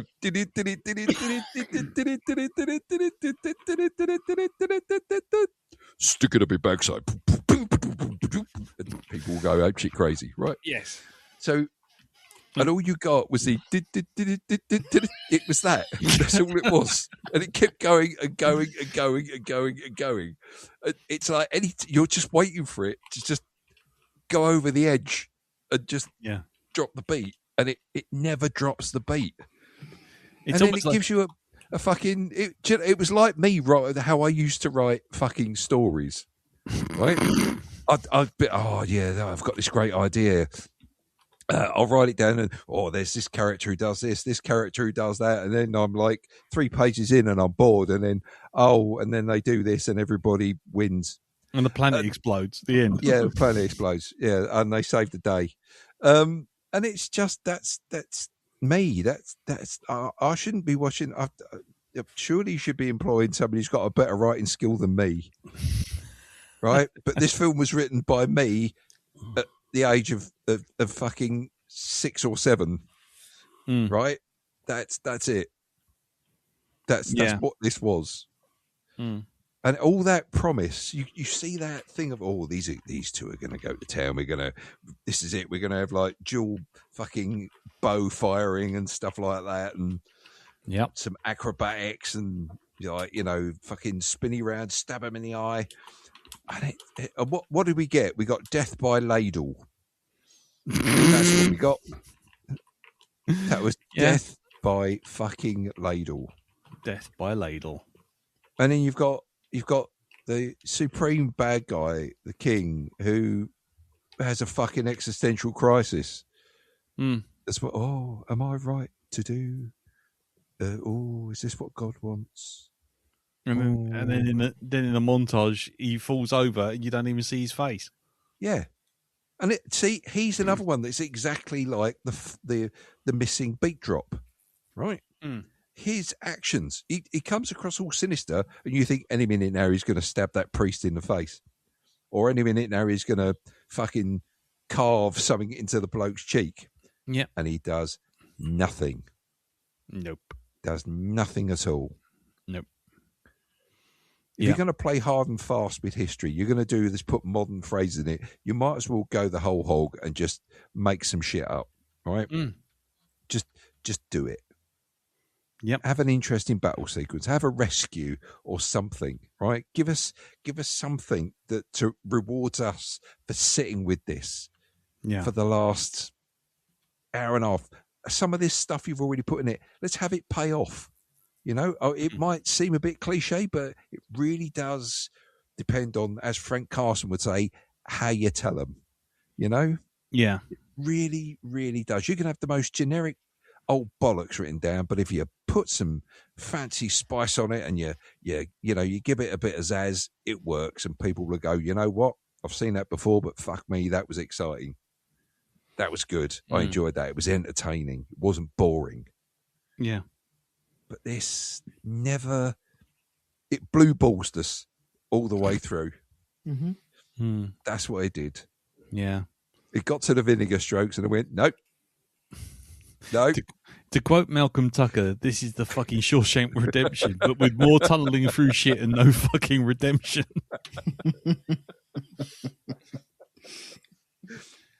So yeah, while I liked the opening bit where she's hunting for the rabbit and the soldier appears and she does the whole roly-poly thing and then fucking looses an arrow straight through the throat, and I thought, Yep. Oh, this is going to be, there's going to be some tornado-esque type battle stuff going on in this. Yeah. You know? And I thought she was going to be the main focus of it. It's like, that's interesting. You've got a character who's mute. Yeah. You know? It's just they drop interesting things in there, aspects. And then nothing comes of it. Yep. So why not just do that? Just play with it. We all know it's not historically fucking accurate 100%. So have some fun. Wear your heart on your sleeve and just do it. This could have been quite a laugh. Could have been. Yeah. But it was just like, oh, so you're doing that now. Ah, okay. It reminds me of the Ralph Bakshi Lord of the Rings. Yeah.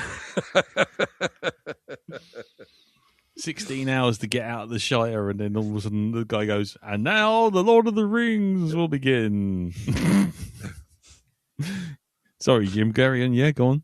But yeah, it's like that kind of, because, they didn't get to make another one. If you watch the video version, this kid's going to get this montage, and here's what he would have told you in a second film if they'd made it.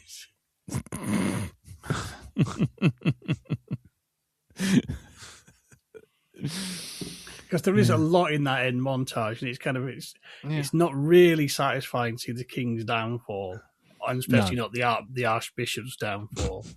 He's kind of just kills over on a bed. I could watch him suffer a lot more. Thank you. Yeah. Yeah. Yep. Oh God, Elton, what about you then? Go on, have at it, mate. So, I think it has got some good qualities to it. I don't think it looked too bad, actually. I thought like all the costumes were really, really good. I thought the actors were really, really good. I like the style that they were thinking of doing, and as soon as like it was doing freeze frame and frosting over and the names on there, I was like, I don't know if I like this or not, but okay, let's go with it. And they kept doing it, and then all of a sudden they stopped it. And they did this splitting screens, and they started using that, and then all of a sudden there's a big chunk in the middle of this movie where they don't use it at all. They do it at the start, kind of establish, oh, okay, right, this is the type of movie we're going to be seeing. Yep. And then they don't do it, and then they do it at the very end, like, well, we really need to wrap these things up now. I'm just wondering whether. Jim, you said it's like history exploitation, which is fine. I'm cool with that.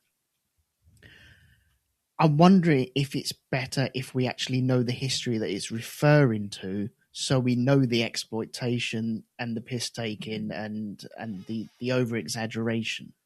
That might help us a little bit. We kind of know the ins and outs of World War II, so we know Inglourious Bastards and where it's leaning in on it and where it's taken away from it. But yet you get the gist of what is going on. But we have that history of both ends of things, and so we know what's going on.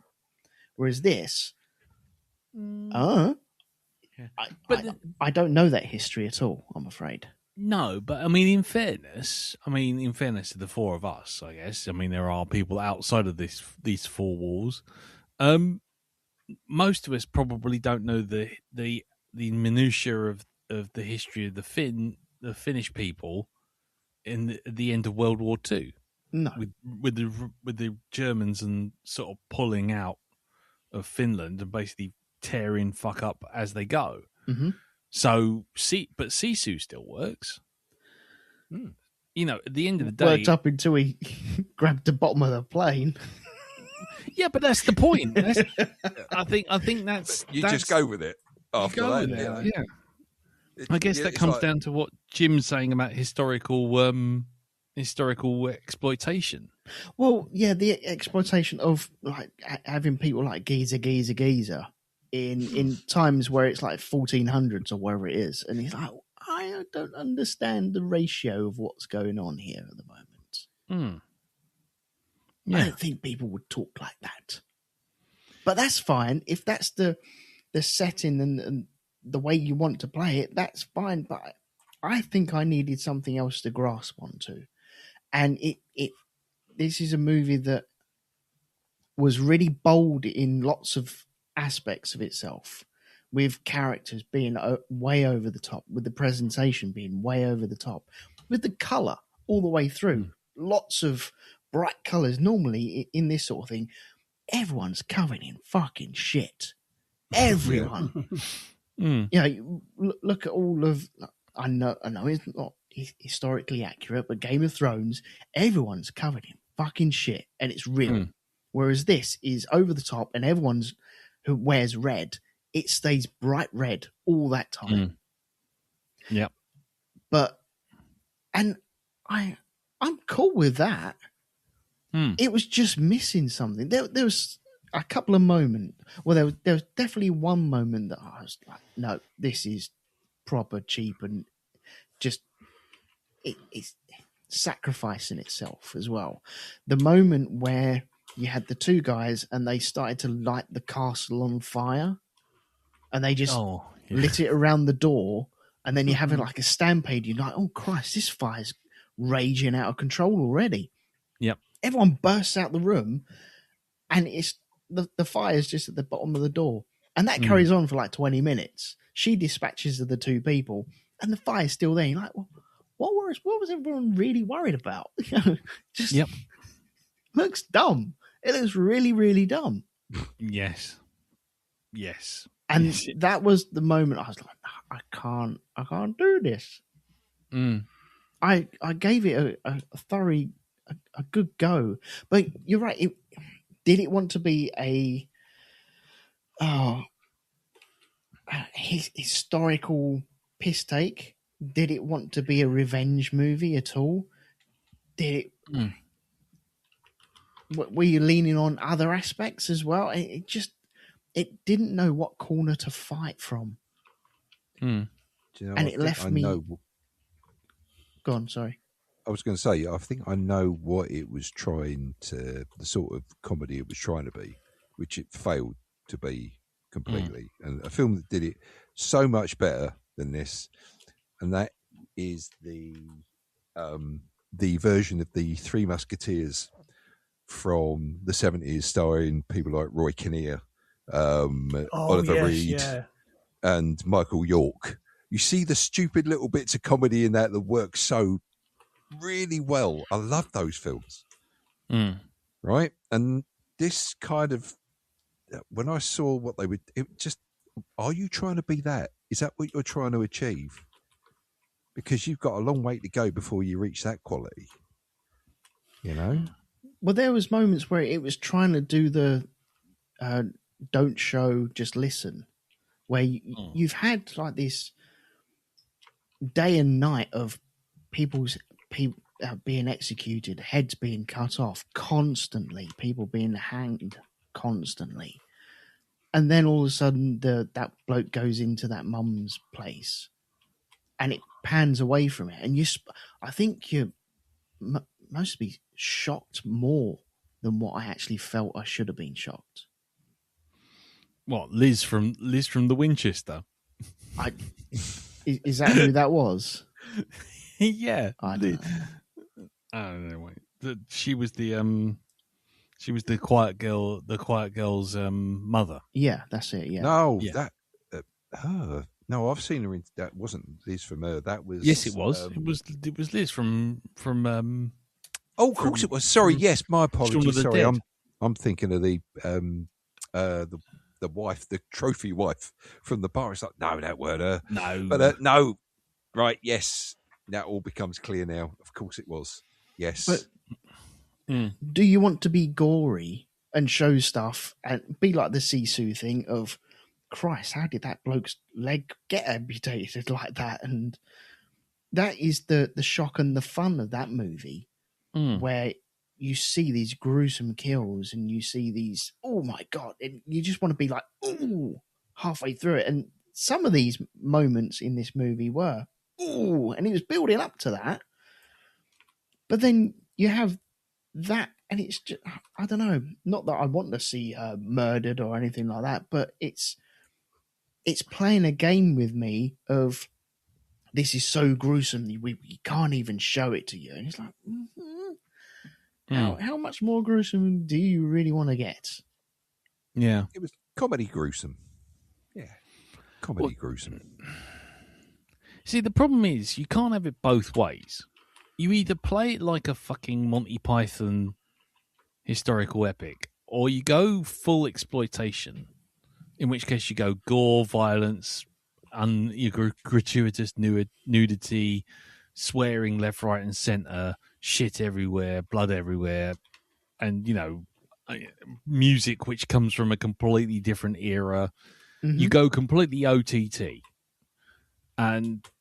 Or you do the historical side, in which case you go authentic.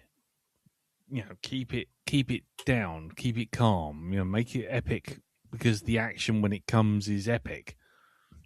This didn't do any of it. It did everything it could have possibly done wrong. It did wrong. That dance number in the middle as well. I know this sounds like a joke, but there was like a dance moment in the middle, and that felt so wrong. Well, again, it's the sort It's of a thing. tonal shift, isn't it? Of kind of, Yeah. well, where are we now? Because we've just been doing his proper historical intrigue for a bit. Yeah.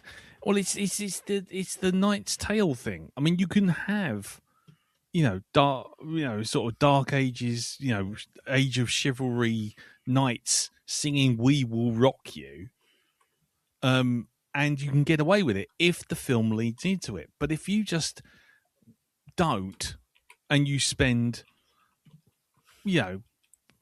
spend 2 hours telling me how important and things are going to be doing this and intrigue and spies and pacts and surrenders and looking after queens looking after their subjects and all this kind of thing, then fine, do that. But if you're going to go suddenly start having them start doing Moulin Rouge fucking moments in the middle of a fucking Game of Thrones, I'm going to be sitting there going, do you know what you're doing? Yeah. And that's the problem I had with this entire film from start to finish. I never felt like they knew what they were doing. Pastiche can be done and exploitation can be done. Absolutely. We've seen it before. Inglourious Basterds is the obvious touch point. But even things like, like that fucking silly shit I watched the other week that I mentioned, In the Grey, which was bloody awful. But it had, Guy Ritchie hallmarks all over it, big yellow fonts being slapped on the screen and going, oh, this is Ronnie the Nose, aka the, aka the lock block or something like this. And you'll be sort of like, okay, I know where I am with this. Or, the Ministry of Ungentlemanly Warfare, where, you look at the main character and you go, the real character, when you see the photos, is about as far away from looking like Henry Cavill as I am looking like fucking Cameron Diaz. It's just like, you are absolutely having a fucking laugh. Still would, yeah. I would in the mirror. And the problem is that if you're going to go exploitation, go exploitation. If you're not, don't. If you're going to try this halfway house bullshit, don't try and make it into comedy. Because the problem is the comedy didn't land at all. And, there was moments where I was laughing at it for the wrong reasons. Like when she gets married at the very beginning. And she goes, oh, I've been waiting for Cedric or whatever his fucking name is to turn up. And he turns up. He rocks up. We don't know who he is. What's going on? She jumps on him, and we cut straight to, oh, she's married. And then 5 minutes later, it's like the scene from Holy Grail where suddenly Lancelot comes in and murders all the fucking wedding guests. And it's like, hang on. We haven't had a second to invest in any of this, so it's going to be okay. It's going to be mad. It's going to be a mad fucking exploitation movie. Fine. Okay. She's been shot in the shoulder. She's going to revenge herself. And her revenge comes down to oh, I'm just going to go and rescue my betrothed husband. I'm going to rescue him. 5 seconds later, she's crawling around in the mud, skipping about, sees a guy, stabs him in the hand, and then spends 20 minutes running back away while CGI cannonball smoke flies past her head about a dozen times. The same clip of cannonball smoke, I hasten to add. And it was just like, if I'm noticing cannonball smoke is being repeated as an effect, I'm telling you now, I don't fucking care what's going on the screen. And that was my moment where I realized I was out, because she wasn't fighting, she wasn't being clever about it, she wasn't doing all these, sort of like, I've learnt the ways from my silent sisterhood friend person, who's rock hard and sort of lethal machine. I've learned all this stuff. I can shoot a rabbit from 100 paces with a bow and arrow.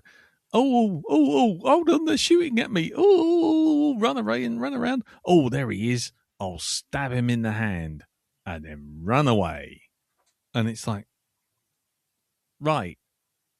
And then you get an interminable fucking back and forth Phantom Menace meets a Leonard Cohen fucking song, just dragging out forever about, is the spy working for him or is the spy working for the Queen? Oh, I don't know. I mean, the fact that he's about as trustworthy in every scene, it's just like, as a fucking rattlesnake with a bad headache. It's just like, what is going on here? Is there some clever thing going on? No. Don't think about it. Here's another CGI shot of that castle we bought off a Turbo Squid for 12 quid. Yeah. And it's just like, I genuinely lost patience with it in a way that only a few films make me do. I mean, I know I get a bit fucked off with things, but sometimes... Really? Yes, really? Nobody had noticed. But Lee later won Understatement of the Year. Yeah. Oh, Jim, you've got another 80s life from now on. Yeah, exactly. That's it. Who needs Morgan Freeman? We need you, Jim. Yeah. Lee would later discover that was the understatement of the year. But anyway, no, the thing is, I know I get riled up by silly things in films, but the problem is I'd never lose patience with them. I want to find out what happens and I get to the end. By the time all the people were being hung and Timu Stuart Lee in his bowl haircut was going, he's a heretic, kill him. He's a heretic, kill him. He's a heretic, kill him. Oh, and I'll send a letter to the Pope via this person who we've just threatened. Yeah. He'll be fine. He won't betray us at all. No. So the problem I have is, if you're going to go Mockney, oi, oi, Savaloy, and have that as the bad guy, then you've left the fucking trail of historical accuracy and you've gone off into the Princess Bride levels of fantasy land. Yeah.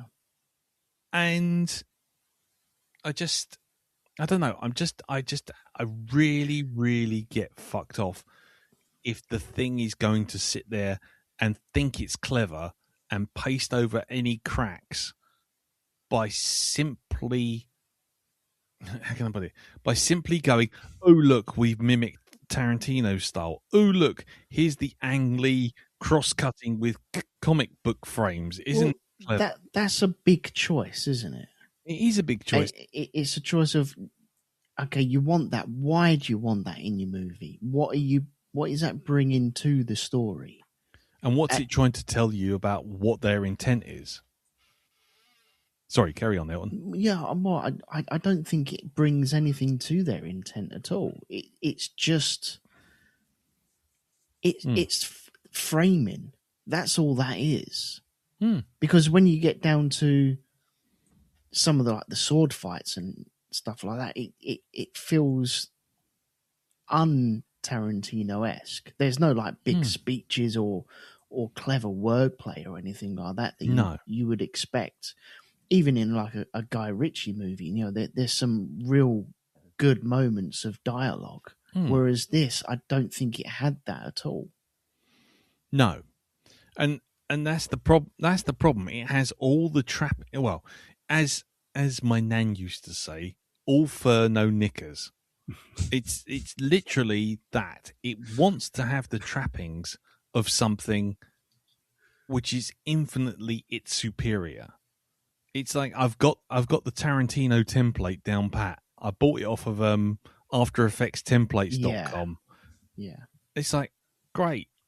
You've got big playbill orange yellow fonts going up the screen, and you've read enough fucking Cockney crap from Guy Ritchie to put little captions underneath.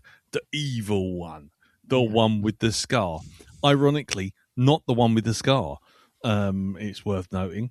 And, and suddenly you're making a whole hoo-ha about that. Okay, fine. So this whole film is about killing off 4 people. So it's Kill Bill then. Right. Okay, cool. Mm-hmm. Except nothing. It doesn't do a fucking thing of consequence for 2 hours. And they keep going back to Liz from the Winchester. And what was the point of that? I mean, I understand revealing that she's the mother of the girl who never spoke. Mm-hmm. But after that, I counted 4 times the amount of times that someone would run into the Liz from the Winchester, mm-hmm. and say, "I really need your help," and then close the door. And the upshot of that would be nothing. Absolutely nothing. Yeah. And it always felt like there was a scene missing. And then it later turns out that she's got a trapdoor in the floor. Okay, fine, that's one thing. But how many times did she get asked for help for? And then the result is, I've got a trapdoor in the floor. Okay. And then Mockney knife guy, who's a religious guy but not a religious guy, turns up and says, "Oh, we followed two suspects to your room. Anything you want to tell us?" And it's like, how? How did you do that? How did you follow them? Where did you even get a clue? The last time we saw you, you had a Danish flag on your head and you were sleeping in a bath. That's true, yeah. A second later, you're now in a room of a lady, shall we say, a lady of negotiable affection, who you have never, not once, interacted with in this entire 2.5 hour movie. And yet somehow you magically know that 2 people you are looking for, one of which you didn't even know existed until 5 minutes ago. Yeah, it would have been better if there was a bit more weight. If they'd had history or some interaction, then that would have added a bit more weight to that dark moment where he turns on her. Yeah, but the problem is, it's like it's weirdly balanced. It has slews of time spent on Temu Lee. Was it Stuart Lee? Temu Stuart Lee, the monk, the mad monk. Him just sitting there and going, "I'm evil. Did you know I'm evil? I have been betrayed. I'm going to be evil and call everyone a heretic. That's my job." And it's like, yeah, we got it. Your entire plot is 2 minutes, yet you've said it in 60 different ways over the course of 2 fucking hours. Meanwhile, Klaus Bang, he keeps wandering around going, "I'm really evil. Or am I? I'm not evil. Maybe I'm being good. Maybe I'm not. Oh, maybe I want to be king. Maybe I just want to kill everyone. Oh, I'm not crazy." Meanwhile, everyone you're supposed to care about just pops up and then disappears. Pops up and disappears. It's like, it was almost like the director and the writer suddenly went, "We've got these 2 actors. Fucking hell. Let's get these actors. We've got to spend every penny we've got with these actors. And let's just write scenes for them." Yeah. And as for the fucking end being a bunch of credits. The revenge. I just was like, at that point, I tell you what, at that point, I very nearly sent you a bill for my TV, Jim, because I nearly threw my fucking controller straight through that thing. I literally was like, what is this shit? What kind of cop-out bollocksy nonsense is this? So the king just dies, yes? Yeah. Yeah, After he kills over and nuts. 27 years of house arrest. 27 years of house arrest, he dies, and Mr. Mockney, I've got a knife through my hand, I've chopped my own hand off, which you don't see. He's somehow magically arrested and magically found and magically hung and then magically set on fire. And it's like, great, how did all of this happen? And then the caption just comes up and goes, the Pope wasn't happy. It's like, the Pope wasn't happy. I think you're actually missing bits here in the plot that it doesn't explain this because you're too busy whinging about smoke effects. But anyhow. Go on, Jim. Go for it. Because it doesn't explain, it all hinges on, you can only get away with this reign of terror and these all trumped up charges of heresy, providing the Pope gets the message he's giving the bishop, but the bishop gets nobbled and gets a different message. And but basically, that's why the takeover bid fails. Yeah, because that's all done in a montage. And a flashback at that, as with the with Sophie, what's her name, going back to the nobbled reverend. So the linchpin moment of the movie is a montage at the very end. Whereas really that should have been... That is a problem, don't get me wrong. Because it is kind of, it's not satisfying. Because they have the list, and the people on the list die, but the people, the big bads, the bishop and the king, you don't get to see their comeuppance apart from, and the spy as well, who's at the end credit in an end credit sequence. But you know what I mean? There was an end credit sequence? Oh yes, there's a stinger at the end. Oh, I didn't see my that. God. Right. I didn't see that. I got the fuck out of Dodge as soon as possible. After that, I'm gone. Thank God you're here, Jim.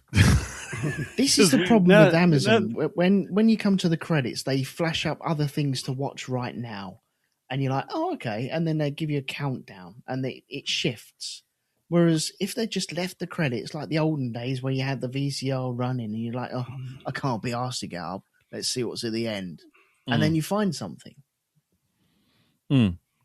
Anyway, go on, Jim. Explain the spy thing in the end credit stinger. Oh, the spy thing. He gets his comeuppance and he gets beheaded. Does he? Yes. Who does that? Who's responsible for that? I can't remember now. I'll be honest. But no, he gets executed because no one likes a spy. No. If you turn your coat too many times, you end up with no one trusts you. And when it goes wrong, you're for the chop. Yeah. No matter which side you've sided with. I'm trying to remember who the spy was then. It was the guy who produced the cake for the Queen. When you first saw him, he was in the tent with the with the Mockneys. Yeah.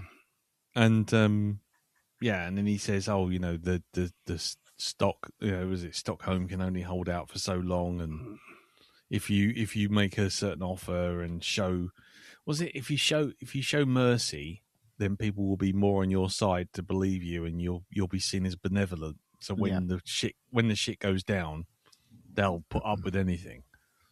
He was the one who essentially came up with the idea, but yeah. I don't know. Anyway, was that the guy that left something in his wax symbol? No. That was one of the bishops who literally wrote his own get out of jail free card. Yeah, the get out of jail free card. Yeah, with the little pieces of paper in the wax seals. Yeah, was he like fucking David Blaine? Oh, actually, if you look into this, you'll find that this is the Ace of Spades. Yeah. Yeah. I just I found it disjointed, overlong, and tonally random. It's really long, isn't it? 2.5 hours. Yeah. I mean, I will put up with 2.5 hours easily if there's something to go with it, but not for me. That one. I think it had moments that I like the Tarantino look of it, but if you're gonna ape that, then you really need to come out swinging and be an authentic, like a real proper movie that is gonna swing with the best of Tarantino or Guy Ritchie. Whereas I don't think this is quite up there. But there were moments of like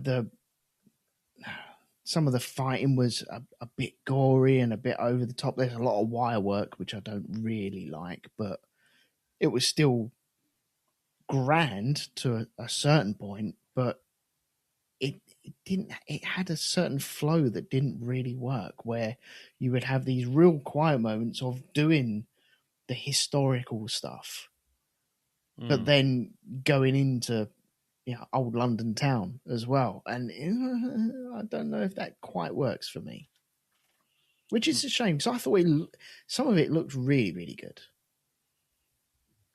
Mm-hmm. So I have a feeling there's probably a lot more written, but it was, for whatever reason, it's kind of, well, when you do this much. Well, I agree. And I think it would have been better as, say, like a 3-part miniseries, because it is kind of things get skipped over, and then the fast forwarding in the timeline, and I say there's a lot of tonal sort of jerks. I mean, I think you can go from high octane sort of fun stuff to intrigue, but you need connective tissue to get you there. Yeah, and I say there's kind of there's a lot more in this story. Having looked up a bit of the history and what I gathered from watching it, than they sort of showed us, and they didn't. I don't think they quite had the focus of the right bits to show us of the story beats. Yeah. Yeah. Sorry, carry on. And it is kind of, I think you have to sort of not necessarily pick a lane, but you've got to. You can make a film with lots of contrasting different scenes, but you have to be able to orchestrate them. Yeah. Otherwise, you end up with kind of what I call the bad jazz scenario, where it's 5 men playing 5 different tunes. Yeah. Yeah. They're not playing the gap. They're not playing the notes that weren't played. They're just filling it with noise. Yeah.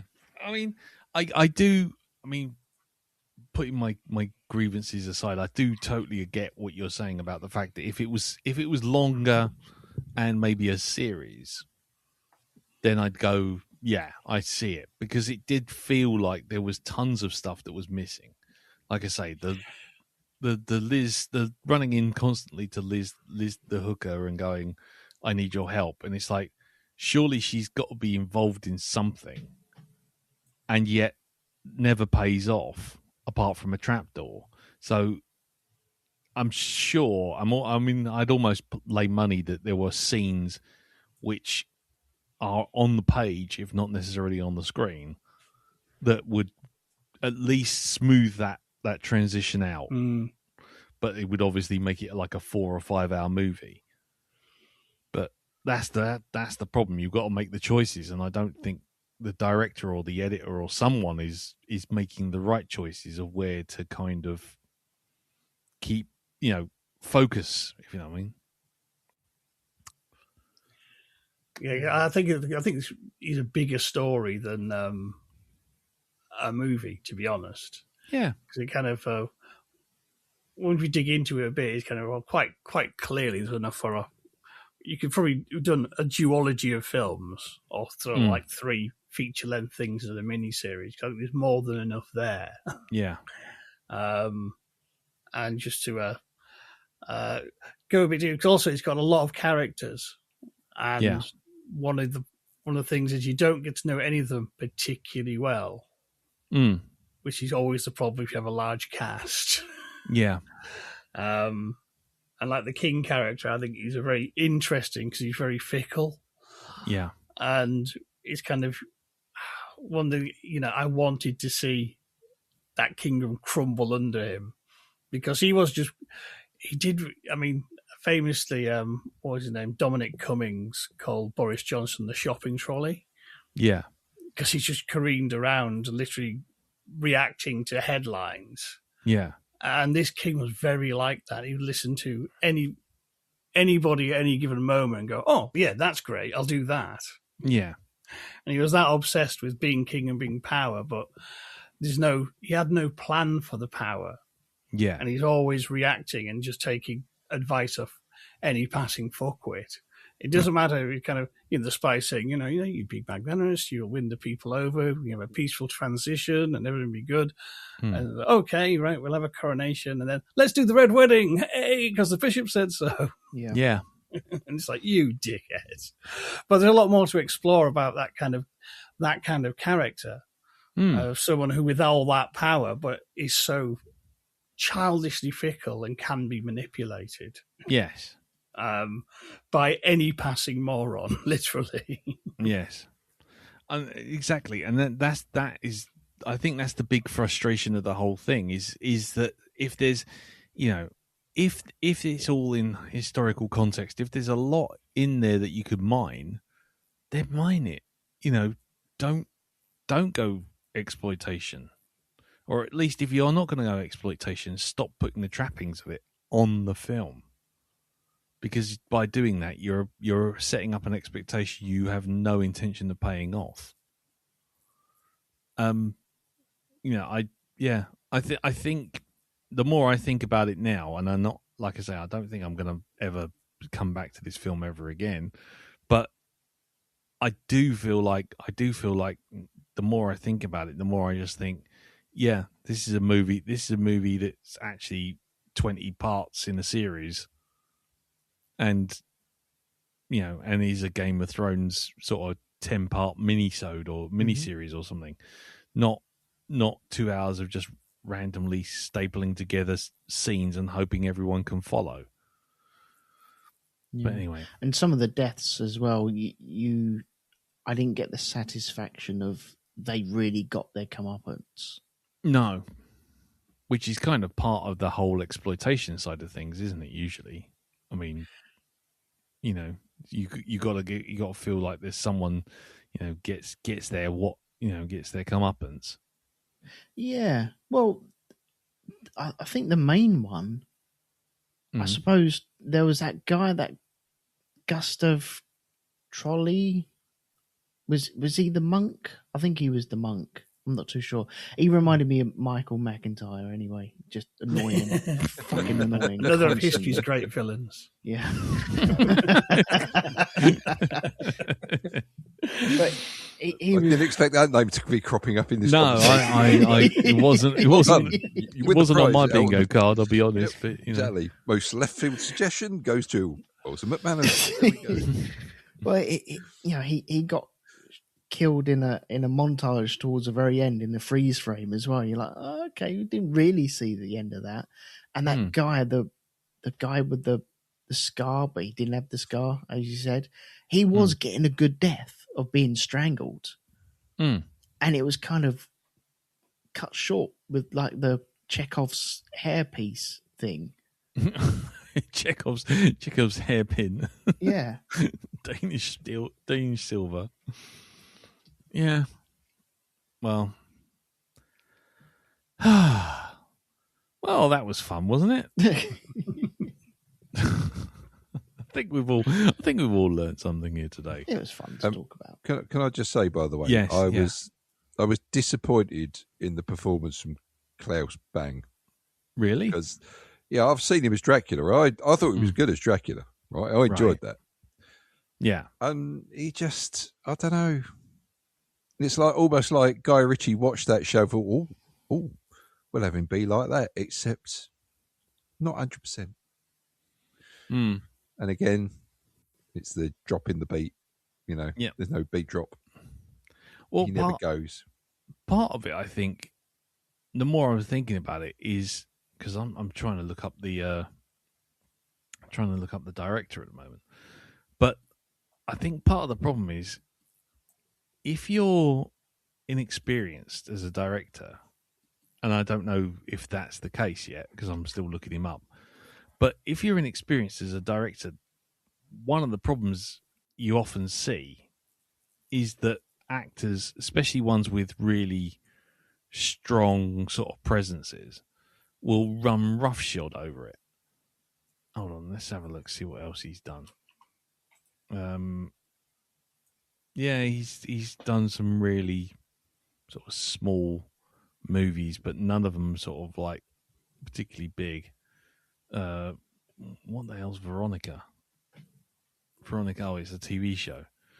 So so the problem is, I got the sense with Klaus Bang, he was brought in because of what he was like, and then he just kind of went, okay, are you going to tell me what to do? No, well, I'll do my own thing then. Thanks, and just went off on one. Because, like I say, he was so weirdly temperamental, and as you say, Jim, the character was so mercurial and fickle, but it never really came across that way with the acting, because he always came across as, hello, do you remember me? I was Dracula. I can be sinister. It's like how many sinister, it's like if you get suddenly how can I put it, if you suddenly got Christopher Walken rock up and take that part, as soon as you see him you go, okay, I know what I'm in for. But the character does, the character on paper shouldn't be doing the Christopher Walken threatening thing. Do you know what I mean?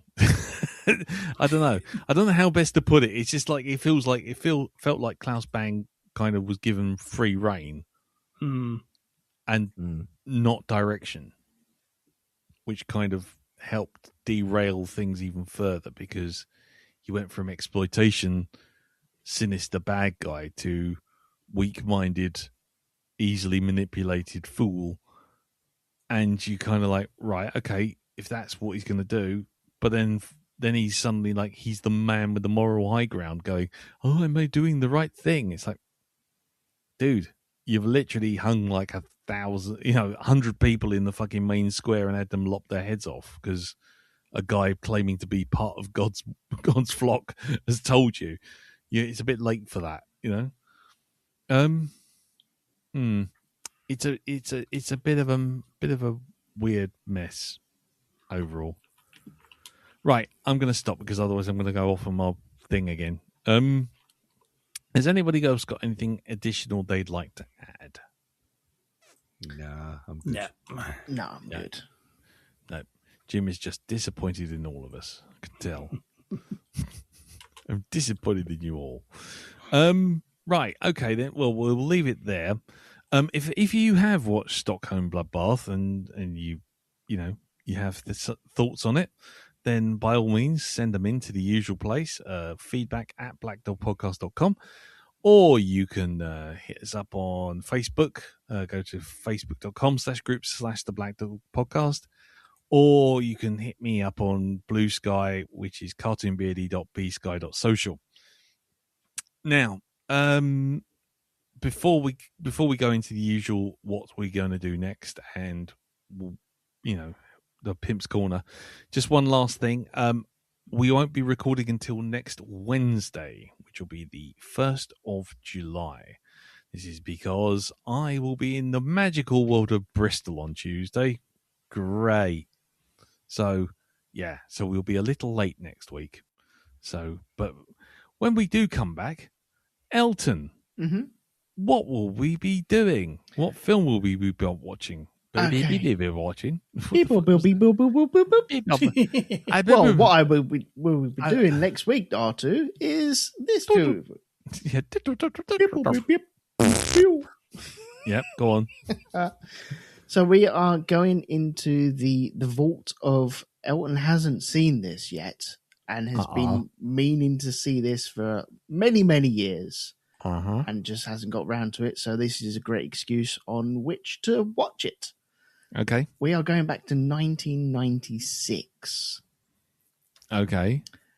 And The People versus Larry Flint. Okay. Has anyone else seen this? Because I haven't, but I've heard it's good. I have not. seen it, yes. Oh. Many years ago. Oh. I have never seen this. And I also don't know the story behind it either. So I'm going to go in completely blind on this one. Mm-hmm. You've seen it, you say, Jim? Yes, yeah. Okay. And how'd you feel? I remember liking it a lot. And, a bit of a breakout performance, I think, at the time for Woody Harrelson. Ah, right. Okay. And it sort of, I think this was the role that really sort of broadened his sort of dramatic range. Right. And got him out of the kind of sort of good-natured lunkhead roles he'd sort of been sort of saddled with. Yeah. But it was a bit of a tour de force. I remember Courtney Love's in it as well, and she actually was in a good performance. Oh, right. That's half the reason I want to see it, because, I've heard she's really good in it. Okay. Cool. Darren, have you seen this? No, not at all. I've heard of it, and, I know what it's about, but, I've never watched it. Okay. It is on Netflix. It's on Netflix. Okay. So, The People versus Larry Flint. We will be back on Wednesday, the 1st of July for that. Cool. I'm kind of going in blind here. I have literally no idea what this is at all, which is kind of interesting feeling. Exciting. It is based on a real story, but I understand, if I remember rightly. Yeah, there's quite a few liberties taken with how things actually went down and what the real Larry Flint's like. But, okay. Is Klaus Bang going to turn up and start going on about things? No, sorry, I'm joking. Right, okay. Cool. Well, when we'll come back for that. So let's just finally head over to Pimp's Corner. And Jim, what's happening in Hypnagoria.com? I've reached another episode in my little mini summer series on one season wonders. What I've just gone out. This one's looking at the Gemini Man and the Not So Fantastic Journey. Oh, God. Is it Jared? What's his name? Jared. Oh God, I know. I remember Jared Harris. Jared Harris. That's it. With his sci-fi tuning fork. Yes, that's it. Yeah, nice, cool. Okay, and that's over at hypnagoria.com. It is indeed lovely and indeed jubbly. And what about you, Elton? Just talking about cars going around in circles on the Grand Prix podcast. Lovely. And what about you, Dal? Oh, just, melting in the heat. That's all. Brilliant. I think we're all doing that. Cool. Right. Okay, then. Well, let's call it there. Thank you very much for listening. Thank you, Jim. Thank you, Darren. Thank you, Elton. No problem. And we shall see you all in a week's time for The People versus Larry Flint. So, until then, take care. Tatty bye. Bye-bye. Bye-bye. Ta-da. There's a voice that keeps on calling me. Down the road, it's where I'll always be. Every stop I make a new friend. Can't stay for long, just turn around and I'm gone again. Maybe tomorrow I'll want to settle down. Until tomorrow, I'll just keep moving on. I already came for a kebab.